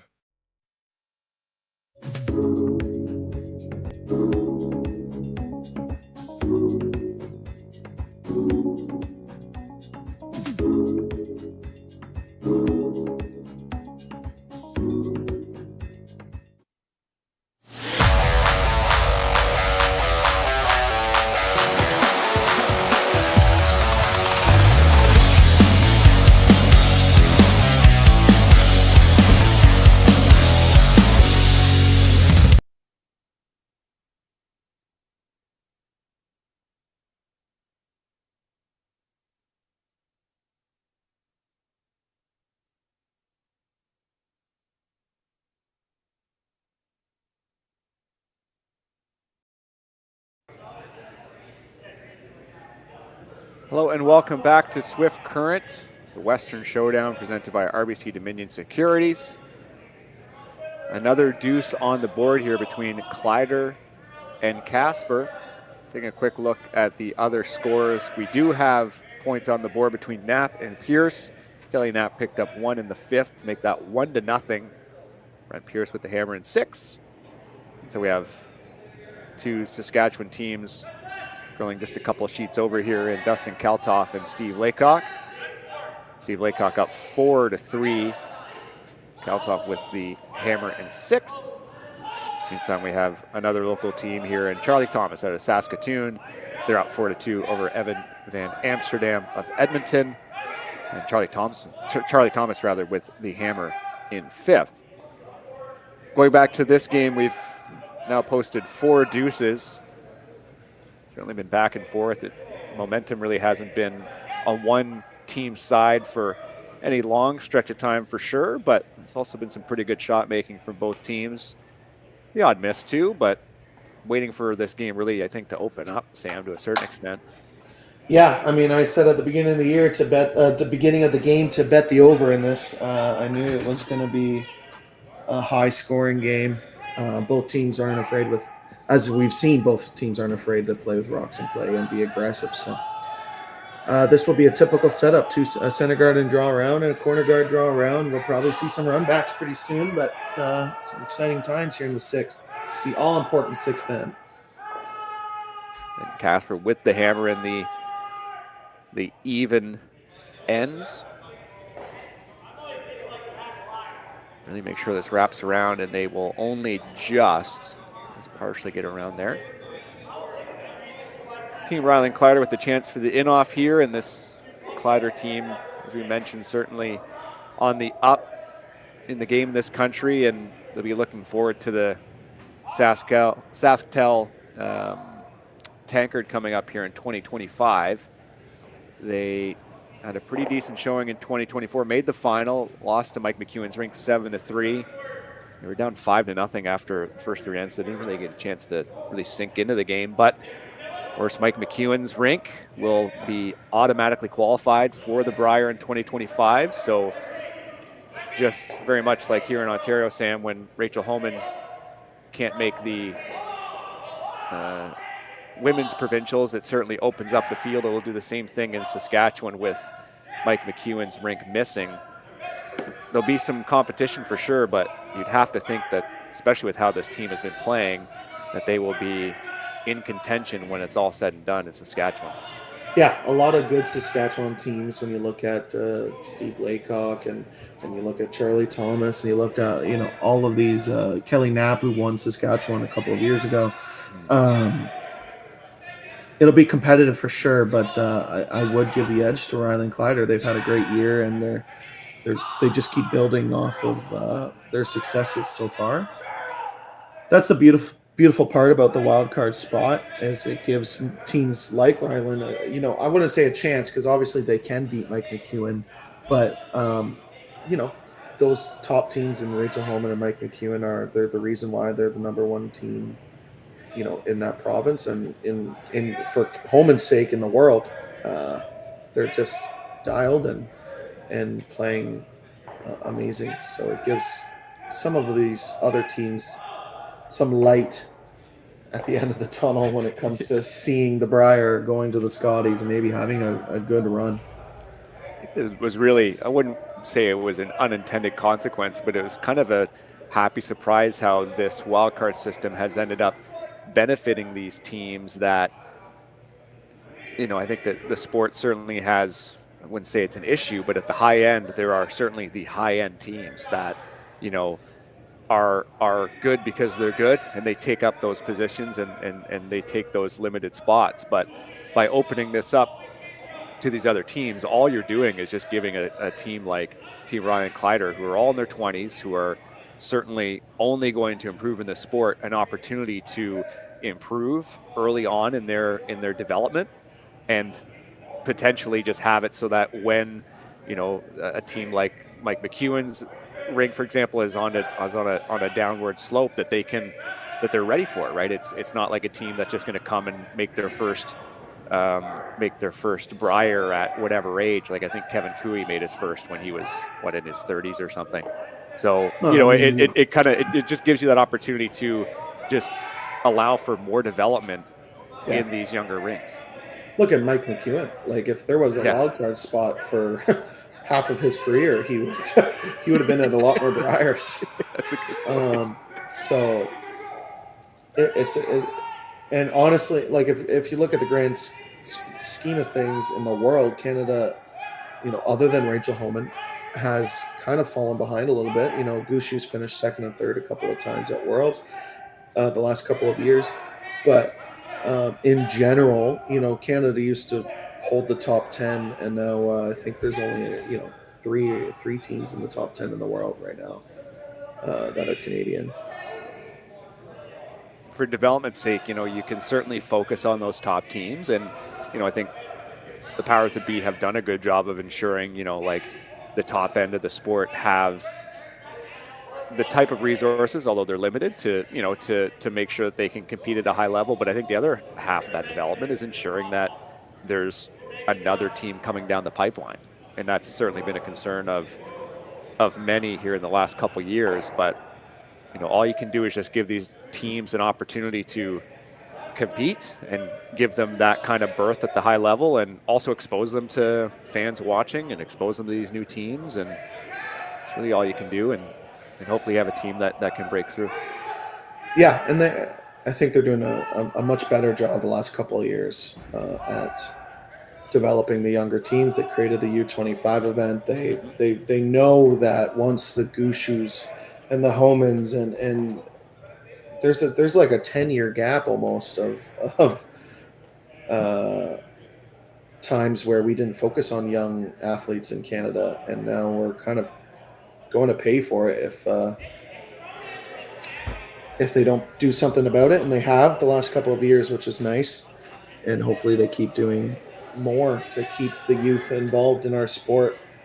I know, as someone who's been chasing Tier 2 in men's, is that you have to play a lot. Obviously, you have to be successful, but right now, to be a Tier 2, if you want to be in the top 30 in the world, you need to be playing 12 to 14 weekends a year to just stay in the top 30 in points. So it gets draining, especially if you have a full-time job. It's very difficult. So I imagine they're hopefully going to look at our points, the world point system, and try to figure it out. One of the reasons why the Asian teams and the European teams have such an edge on us is they play all year round, and they're on the ice. They're getting points as soon as it opens up in July or June. So yeah, it's something Canada needs to look at for sure, and hopefully they keep looking at it and keep developing our young athletes. Well, you mentioned that U25 Next Gen Classic. Team Kleiter won that in 2023. Mm-hmm. Yeah, I was there. I let them win. It was really nice of me to do that. Were you in the final? No. Okay. No, I'm not that good. I missed that part of my prep. I was like, oh no! I was like, they beat. Let me look at the sheet again. No, they beat Sam Muibruk, but in the final that year. But I think certainly another good team, at least in the eastern reaches of our country, that is certainly worth looking out for. And PointsBet too. We should mention that. That's another great showcase for these athletes as well. I know Muibruk had some time on primetime TV. I think that was last fall or maybe a year ago, and that was like, it was just good because you just get these, you get people introduced to, like, Kimbo Malima, for example. You get them introduced to these athletes that are certainly going to be around for a long time. Yeah, it's the next generation, and I look forward to the transition. Not that I'm not sick of watching Gushu and Homan win everything, but they're the best in Canada for a reason. And yeah, it'll be certainly interesting. This end has been quite Team Kleiter almost the entire time. So Casper really having to chase here again. They have the hammer, and this is the third's final stone. Got to clear out some granite. Really have a chance, eh? Yeah, they need to make this run back. They need to make contact for sure. I mean, you look at your problem rock. That rock and the biting the top button is an issue. They need to get that moved. They just narrowly missed that one on the top button. We'll skip stones here for Kleiter. That's Matt's initial thought, is just to try to come in because they will try to run again. Yeah. That's the thing with that run back. It's a good shot, but they're still in quite a bit of trouble. If Rylan can put this in the top 4 foot and make sure it's not like a gimme double, there's a ton of pressure on Team Casper. They need to make. Daniel's going to likely need to make 2 run backs to score in this end. Pretty precise shot needed from his opposing skip here to ensure that it curls enough, sits top 4. He has to get exactly in front of that yellow stone that's in the top of the button.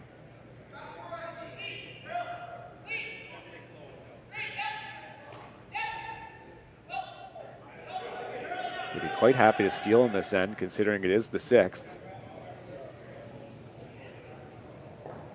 Take a lead with 1 hammer each. Wouldn't be a bad spot to be for this Saskatchewan rink. It's a pretty heavy plow here. Really making sure that they maintain speed. Line looks pretty close. They just got to get it there. That's pretty perfect. Yeah, that is a great sweep from Josh Mattern and Trevor Johnson. Great judge too. It's good to see sweepers at least somewhat like act on rocks early, even if they're just plowing. If it's a draw, you kind of know you can bring it back at the end. That was some great judging. And yeah, look at this mess here for Team Casper. I guess you have to make the run, or you try a slash or something, or what do you see? I don't know. I'd be pretty tempted to play like a backline double tap and at least sit second shot. Just because giving up 1 isn't awesome. Your percentage of winning goes down for sure. But giving up 2 or 3 is game over. If you miss this angle run back, you're probably drawing the lid against 3 or 4. Right. The bonus is you make this here in a really good spot, and you also open up another draw path, even if you miss it. But big shot here by Daniel Casper. High risk opportunity here from the skip from the U.S. Can he make this angle run? Just misses both. Nearly clipped the one at the back there. And now for Team Kleiter, how do you protect this properly? Well, right now, I want to say the easy, but the easier shot for 1 is the draw where they just peeled the corner guard, the draw on the right side where the Delta Harrows is. So you kind of want to block that draw off, and that's why Matt's talking about it. And this is a good, in my opinion, a good vice move to slow the skip down. Like, obviously the skip's like, well, let's just draw, put it, double tap right on the button. You almost secure a steal of 1. But slow the skipper down. Make sure you put this rock in the perfect spot. And in my opinion, the perfect spot would be crossing the center line, blocking that draw path. It doesn't hurt to be a little bit pragmatic at this point. I think the risk I guess you have if you do tap it back is you might give him a hit, right? You might roll open and you might just be able to blast something. Is that kind of the thought? Like, maybe. I don't hate the double tap because he just threw the draw. You only need 3 feet more weight. Yeah. You tap it to the pin, you guarantee a steal of 1. Yeah. So I think that's what Rylan is deciding to do.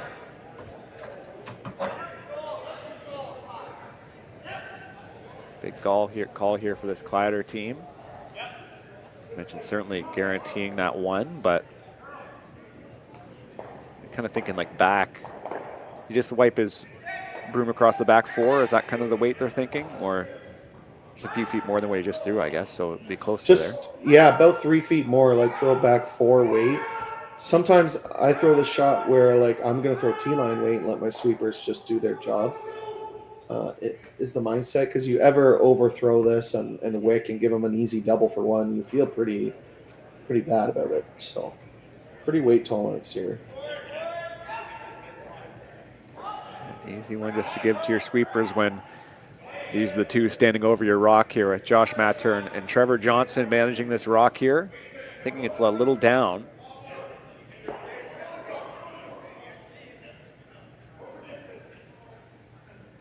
Again, that plow kept it out, but now they're going to maintain momentum. This is over curling on them a little bit. Yeah, I think they changed their shot a bit.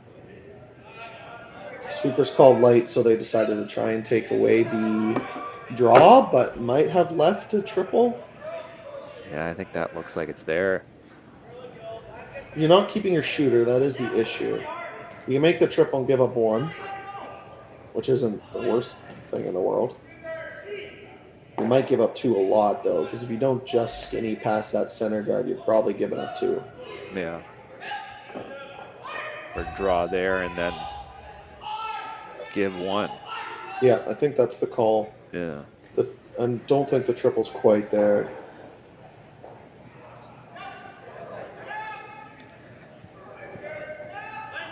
Yeah, you're likely right, but it'd be fun to see, right?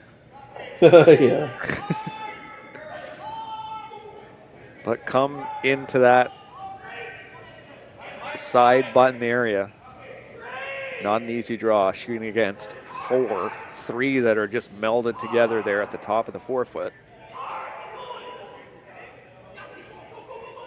Certainly a good end here for Team Kleiter. Put the pressure on this team out of the U.S. Final stone here in the 6th end.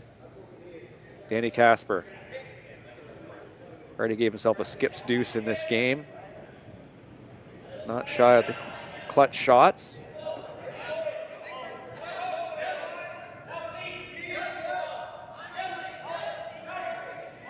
I don't think they like it for weight. It's got to go. Oh, maybe it's pretty close. Looks heavy. It needs to sit. Will it hang around? It's a fantastic shot. It will only just, so 1 yellow. Team Casper escape this end with minimal damage considering where they were at the start of skip stones. Make it 6-4 for Kleiter going into the 7th. We will be right back. We asked Saskatchewan what they know about 5G. More speed, more innovation. It's going to make our lives a whole heck of a lot easier. This is what 5G looks like. Better, faster. Sounds like 1 more G. Sounds pretty good. I don't know what it means.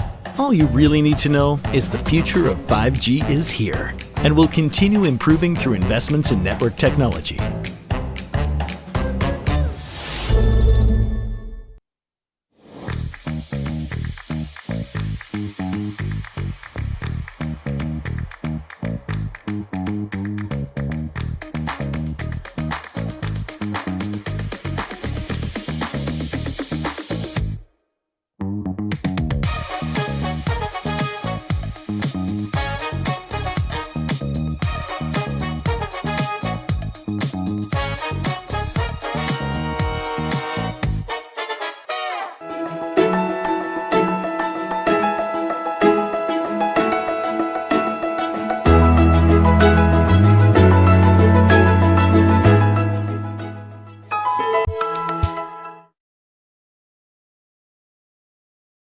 Hey Ben, what's the Aztec Safety online e-learning website again? Yeah, that would be aztecsafety.com. Fire extinguisher and firefighting, we'll send that one to Paul. Ah, now here's a course I should probably take. Conflict resolution. Power line safety. Yeah, I thought it might help me with my line calls. Did you know this Aztec website has over 100 safety courses? Jeez. Aztec Safety online course. Ground disturbance. Could have used that a few seconds ago.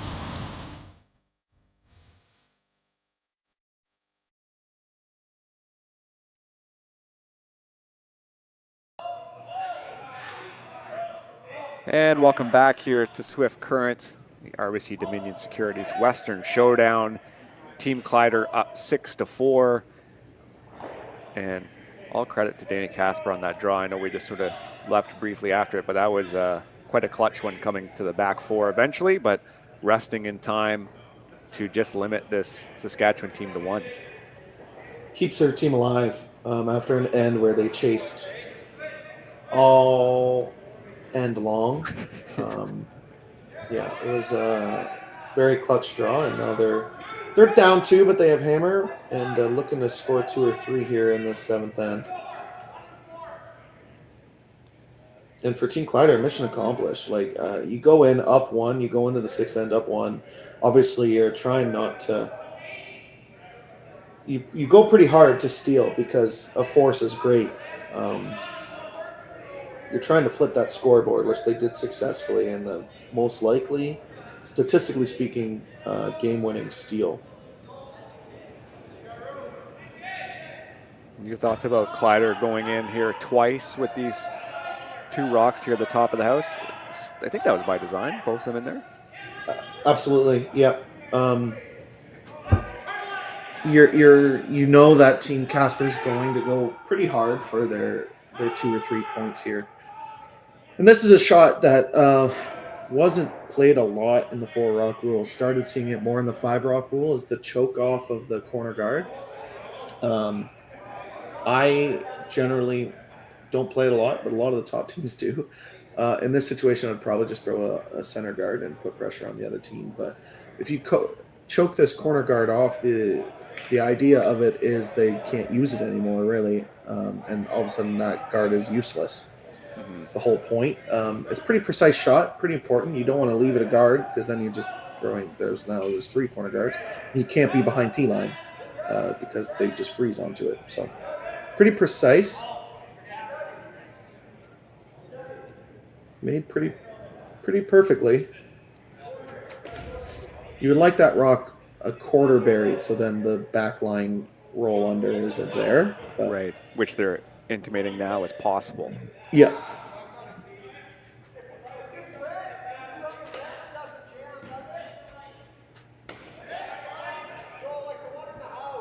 Or they're just trying to figure out tolerance. If they send that yellow rock back, is that the worst? Like if they just kind of nose it, is that what they're talking about here, Sam? Yeah, that's the tolerance. Yeah, if you know, you're trying to create pockets, so you have freeze opportunities to score 3 or 4.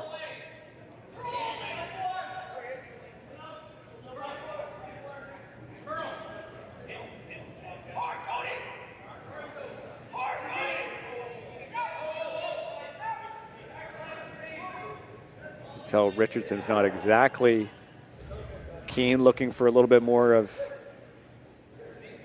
guidance from his skip. I think he's got it here. Yeah, I mean, you want to be comfortable in the hack or you're just not going to make the shot. So really important for the skip to communicate what he wants to happen and make sure his thrower is comfortable. Clean release there from Richardson. Not much of a pop, so they're making sure that they can keep this straight. You really don't want it to touch this guard. You might just roll and then just protect the yellows. And it will roll just past there. How does this stack up as a miss? I guess it's pretty poor because they can just go after it, right? Yeah, you give it in the stat sheet's about 25%. Only reason is because it was perfect weight and it stayed in play. Like if they threw hack or board and they kill their corner guard there, yeah, pretty terrible miss. Yeah. But there's 3 reds in play. Yeah, Team Kleiter's about to hit and sit 4, but it's still early. It just means Team Casper can't really play the tap game after this. They're going to have to make some doubles. Try to bring those corner guards into play. Team Kleiter just removing this redstone here. Matt Hall throwing. Joined this squad last season as Trevor Johnson moved to lead. We talked a little bit about that earlier. Played with Tyler Tardy in the 2019 juniors. He started this one. And they make a decent little stagger in the front. How does Casper make the kind of pockets and the shape you were talking about, Sam, out of this? Yeah, I mean, you can't. You need to start making hits now. You have 5 stones to score your 2 or 3 points that you want, and there's 4 yellows in play. It's kind of getting too late to make the taps and freezes. You can make that hit and freeze. Yeah. You're basically trying to get Kleiter to eliminate his own stones. But if they make that, Kleiter's probably just peeling. Yeah, do you see hitting this one and rolling underneath? Because you could maybe, like the stone that's maybe full 8, hitting that one and maybe trying to tuck underneath the yellow stone that's to the right of our screen there. I guess never mind, it doesn't quite possible on this side, but yeah, there's just something, right? You got to hit something on this side and roll over. Yeah, so they're going to play the hit and freeze. They're going to try and corner freeze that yellow on the left side of your screen and try to bring 2 or 3 into play.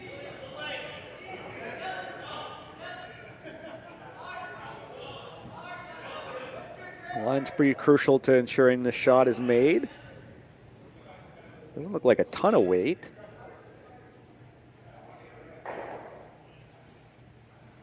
We'll end up kind of nudging that. Now that yellow stone will stick around at the back. Yeah, yellow just with the Kleiter, just straight kind of pick that rock sideways and have the shooter catch, I guess. Yeah, no need to play it super aggressive. Play it thin, if you get rid of one of your yellows, it's not the end of the world. You just can't jam in the rock in the back 12. They're throwing some big weight here, though. So make sure they get it sideways. Again, another instance here through second and vice stones where Kleiter certainly has an advantage. Saw that last end, and this end's no different. Some great execution from the front 3 in front of Kleiter today.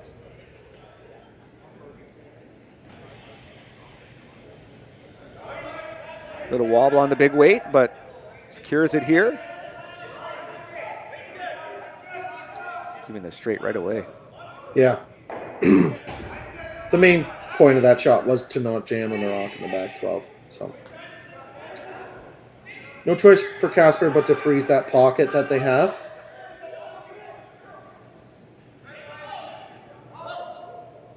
The team from Saskatchewan, even with that weight, managed to stick that shooter around just to sit 5, just for fun.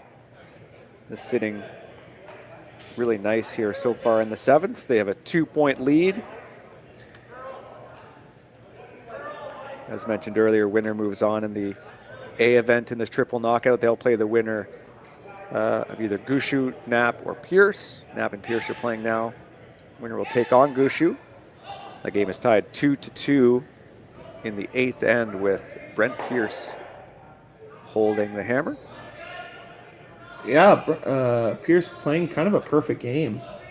Forcing in the 5th, taking 2 and 6, forcing in the 7th. Boring, but perfect. And 4 blanks, of course. Yeah. Of course. Where this rock ends up will be crucial. And not a bad little spot for that one, eh? I think with enough weight, it can wiggle through, hit perfectly. Is it worth Team Kleiter throwing is basically what they're going to be talking about, because it could jam and all of a sudden you get rid of 3 yellows and the red stays. Yeah. Right. Giving up 2 isn't the worst in the world. Their main goal is not to give up 3, but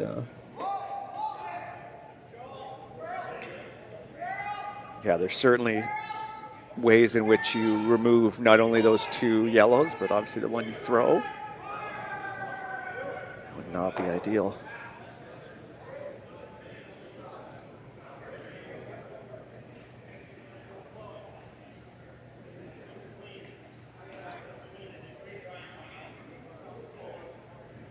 At 12:15, we have our women's A qualifier final. We'll have Kayla McMillan versus Kayla Skrillik. There's another A final being Danielle Strauss versus Xana Schwaller. So that will be at 12:15 Eastern, 11:15 Swift Current time. Of course, you can watch. Oh, go ahead. Sorry. Go ahead. No.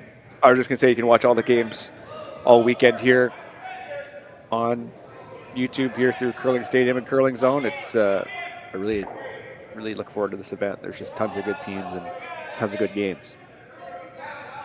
Yeah, it's basically a slam sprinkled in with a couple of young up-and-coming teams, so it's nice and obviously great ice surface. Team Kleiter deciding that this rock should wiggle through. They need to avoid the yellow on the right side of your screen. They can't hit that yellow first. If they hit that yellow first, that red will probably stay.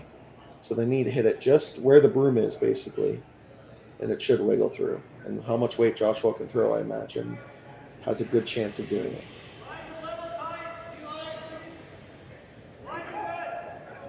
Final stone here for the Vice. Can this rock wiggle through? This looks pretty close. And it doesn't quite wiggle as much as it just speeds right through that hole. And yellow remains sitting 4. And Kleiter, or Casper rather, with that one opportunity to sink a rock, and it was unfortunate for them, didn't stick. Yeah, their freeze just didn't curl up quite enough and needed to curl another inch, and it would have been impossible to hit out with one rock anyways. So.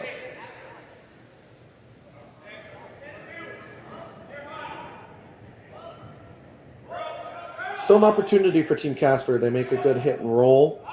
They could bring at least 2 into play here.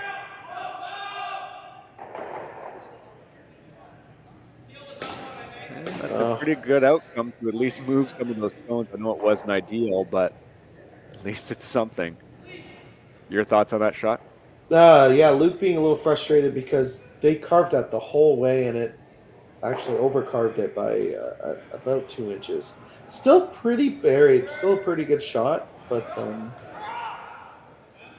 sometimes mismanaged rocks can be frustrating as a thrower. So I think he made it pretty perfectly. Pretty hard to chase, and if you do chase, you're probably jamming on those yellows on the edge of the rings. So, yeah, most certainly. So Kleiter is just going to come around that red stone that rolled, I guess, and just try to come into that edge of 8 zone. Try to sit 2 flat, I guess. Sit 2 as flat as possible is the main goal here. It makes Team Casper pretty hard to score 2, let alone 3. It does bring 3 into play if they're just drawing, but pretty hard.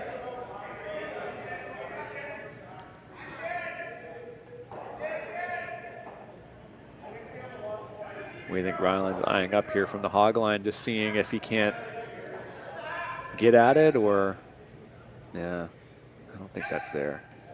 Yeah, I mean, up to you play to eliminate stones, right? So I think that's just what they're discussing, to see if it was even possible to hit it out without playing the run back. And I do think the draw's the call. I mean, other than throwing an absolute 0, so other than leaving it a guard or throwing it through, you put Team Casper in a pretty hard spot.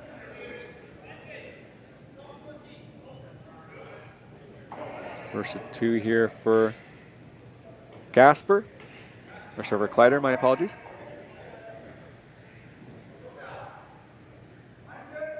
On it right out of his hand here. Quick adjustment, but sweepers want to make sure it's there.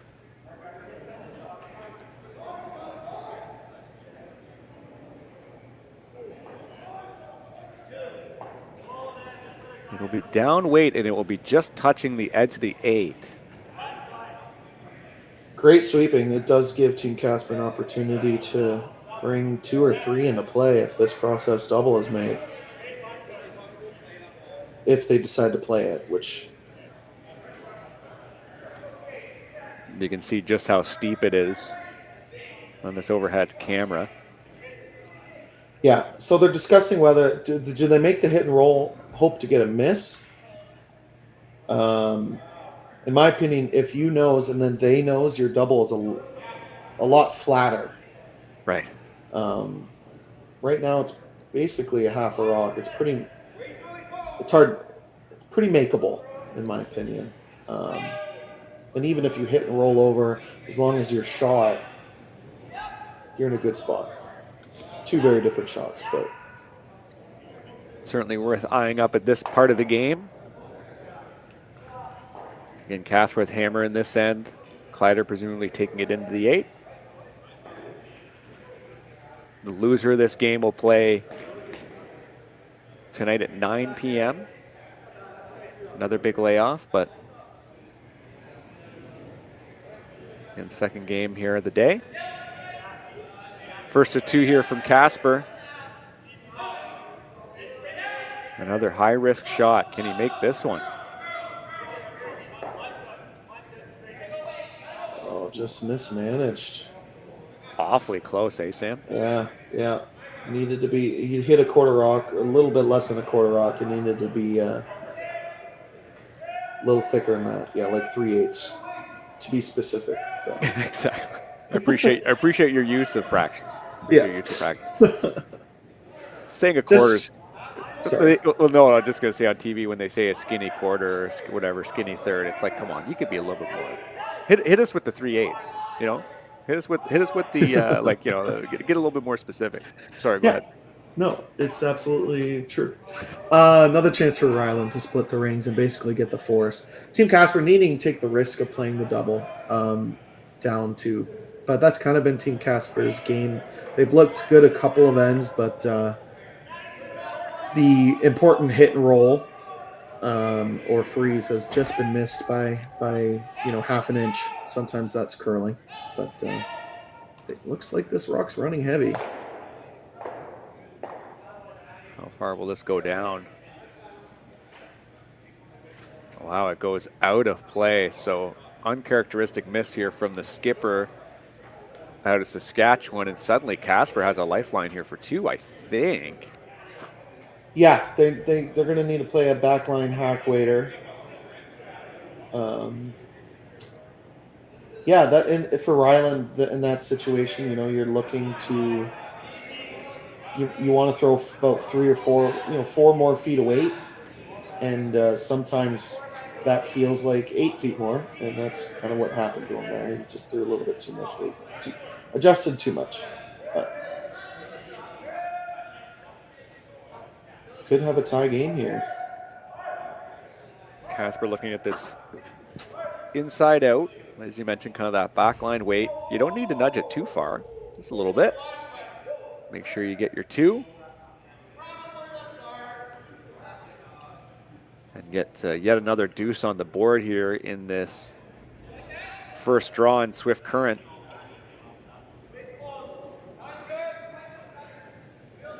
Final stone here in the 7th. Daniel Casper.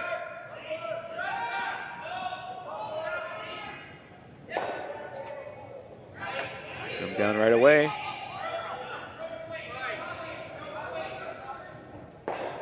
Comes the carve. They maybe think it needs a bit of weight too. Make sure it gets there. Make sure it bumps the yellow back.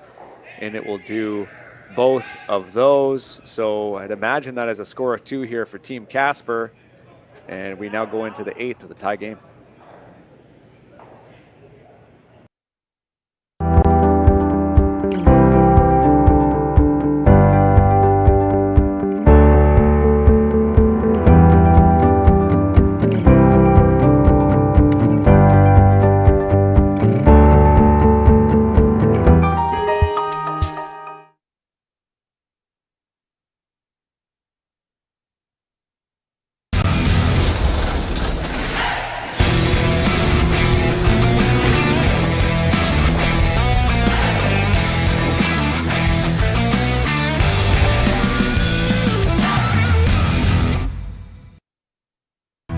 Stronger agronomics, better returns, greater peace of mind from pre-seed to post-harvest. You can count on the Victory Canola program to keep you... I don't remember a time when curling wasn't a part of my life. When I wasn't putting in the sweat and hard work to be the best that I can be. Clocking in the time, the effort to practice day in, day out. Curling is more than just a game. It's a family, a community. And when it's time to play, I know I'll be ready. Hardline, supporting hundreds of our next generation athletes. Sasktel Be Kind Online wants to stop cyberbullying. Want in on the action? We award up to $1,000 for youth initiatives that help spread kindness and prevent bullying. What great idea do you have to help stop bullying? Sasktel can help. Go to BeKindOnline.com and apply for a grant today. Together, we can make a difference.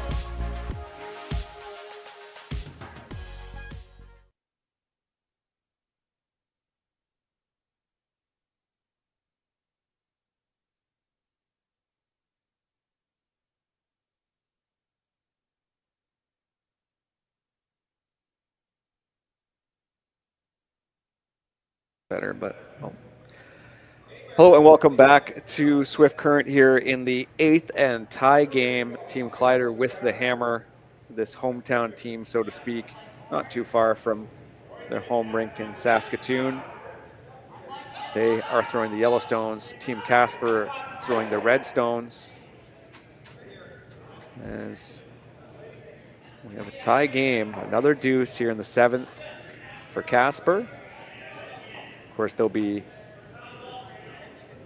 facing it a little bit here without the hammer. See that center guard there, and are they just going to try to just freeze on top of this, Sam?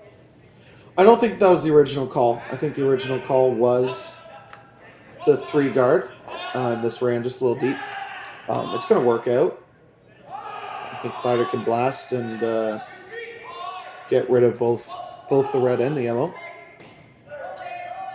And it's the one nice thing about having Trevor, who used to be a vice and then used to be a second. You know, you can throw peel weight, and some leads can't. So, yeah, it really is useful at every level of the game, but especially at this one, that you have that ability to, especially as a skip too, to have the familiarity. You know, they've played together. There's really no doubt he was going to make this one. They played together for so long. You know, Rylan will know his tendencies. Will know where to put the broom. You know, it's not like if you have a lead who's relatively new to the team. I guess a good example will be with Casper with Olderberg, where you know, maybe you haven't got a chance to, you know, maybe you just don't have those reps of seeing as many hits from them. So when you do throw one, you're, you know, it's not only is there error from the lead potentially, but there's also error from the skip. So for Kleiter, they've got this familiarity, which is fantastic for a shot that you don't see very often.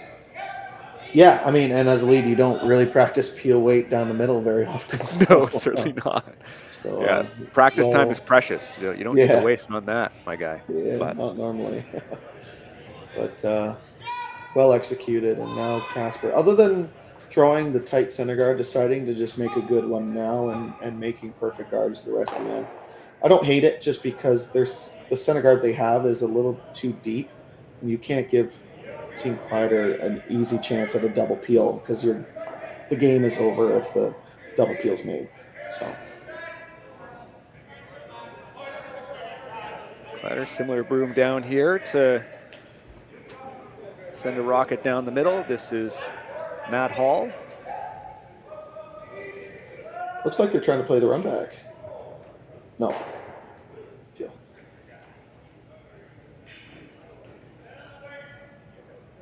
Yeah, no need to get too aggressive for Team Kleiter. I know that red rock is in a pretty good spot. Wolfer's team has to make 5 perfect center guards. At this level, you expect it, but you just sometimes you never know. You got to play to make the other team give you a miss, and Team Kleiter is in a position to certainly do that.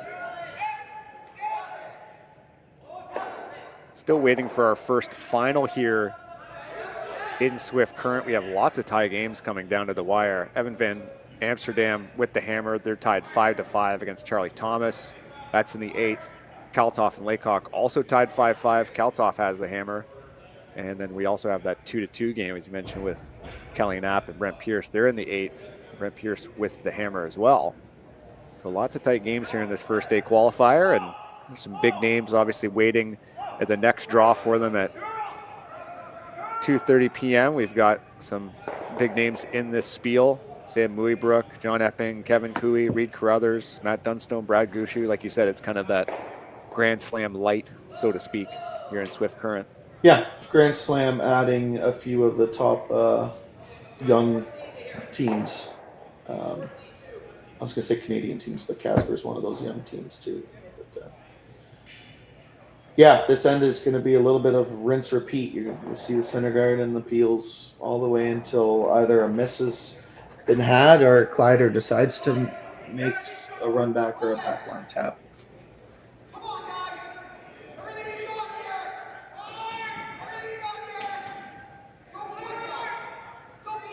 Device stones here for Team Casper and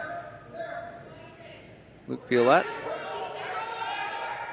See Richardson getting set to carve, adjusting his broom head. This looks like it's actually got some decent movement to it. Just a little deeper than they wanted. They wanted to sit. And this is the miss that Team Kleiter's been looking for. And that run back is looking pretty true. Yeah, it's just about 5 feet too deep. So Josh Mattern getting set for this run back, trying to remove both redstones rather. Ensure that rock that's in the top 4 area is removed. Got to get close to nose here. And that's a great little shot, even as the yellow roll into the rings. Yeah, I mean, I think Joshua makes that shot like 9 out of 10 times. It's just he was a second for 3 or 4 years, I think. So it's just natural for him to be able to throw peel down the center line.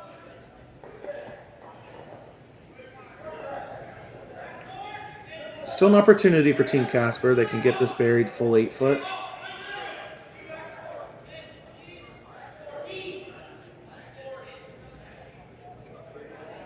And we did see Rylan been struggling a little bit with draw weight.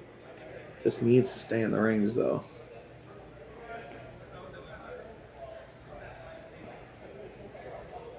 And it will only just...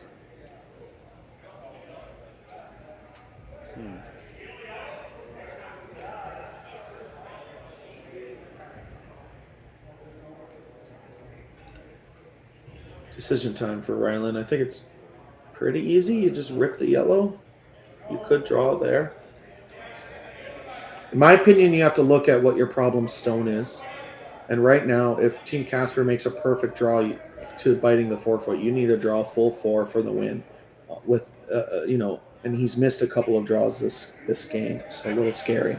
So I think peeling is absolutely the call.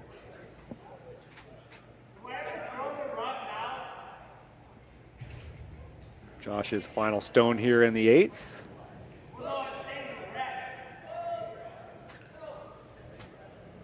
As mentioned, this winner of this team will move on to play Saturday at 2:30.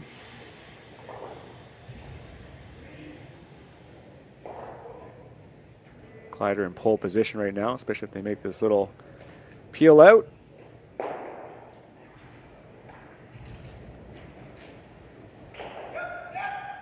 Yeah, and making that, you're basically securing an open hit for the win. Right.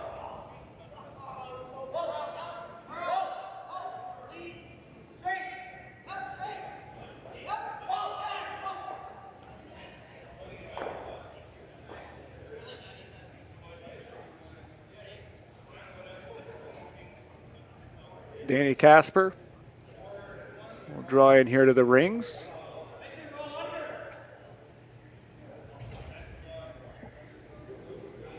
originally from New York State. This team curling out of Minnesota.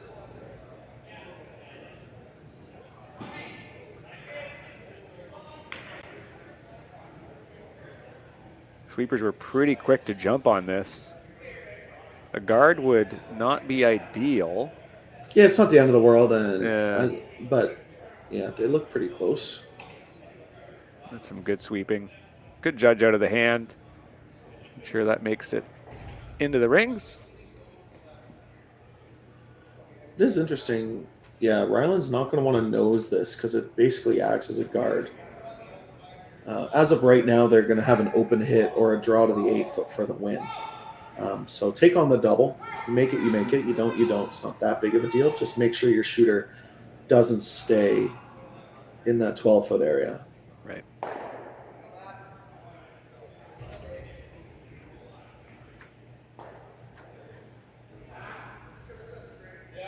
Very quickly, we do have a final score, a couple finals actually out of this first draw. Brent Pierce gets the 3-2 win over Kelly Knapp, half of our bracket. And then also really quickly, we have Evan Van Amsterdam taking a 3 spot in the 8th to win 8-5 over Charlie Thomas. Kleiter with the double attempt. Looks close. And he gets them both. Yep. Excellent shot making. Makes it a little bit easier on your last for sure, as we now see Danny Casper just deciding where he wants to put this rock.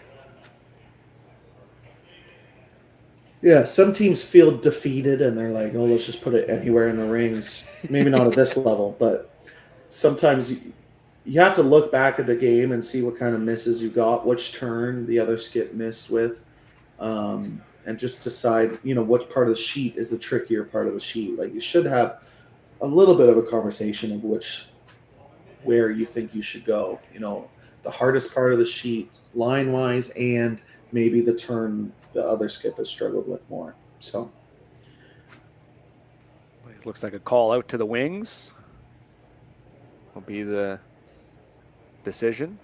Yeah, not to speak this into existence, but at Junior Nationals, I drew the edge of the 12-foot. The other team hit and rolled out because of a similar situation of picking the hardest shot.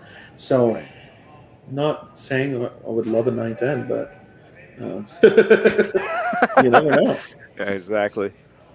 It wouldn't surprise me. And it also comes down to Kleiter too, right? If he's feeling like he wants the hit over the draw or whatever.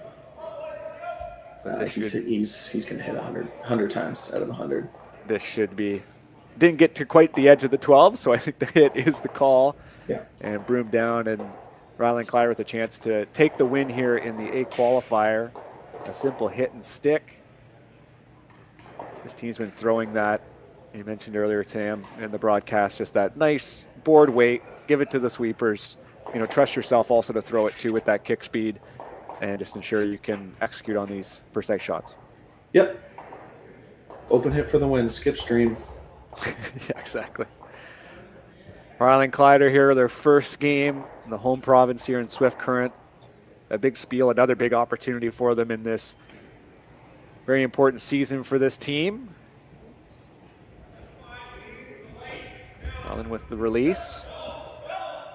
Broom down right away. Calling straight, now clean.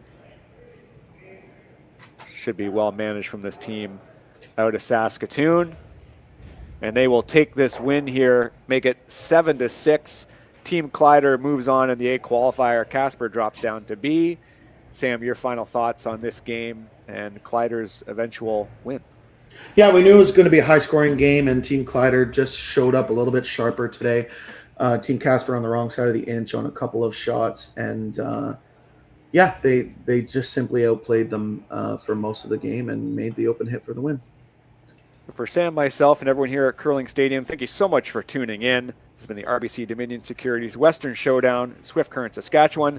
Again, we've got games all weekend long here on YouTube. Feel free to tune in. Thank you so much. Have a good day. Handcrafted in Canada, Hardline's Ice Bat has revolutionized curling for over a decade. Engineered with top-tier precision and durability, it is backed by an unmatched 10-year warranty.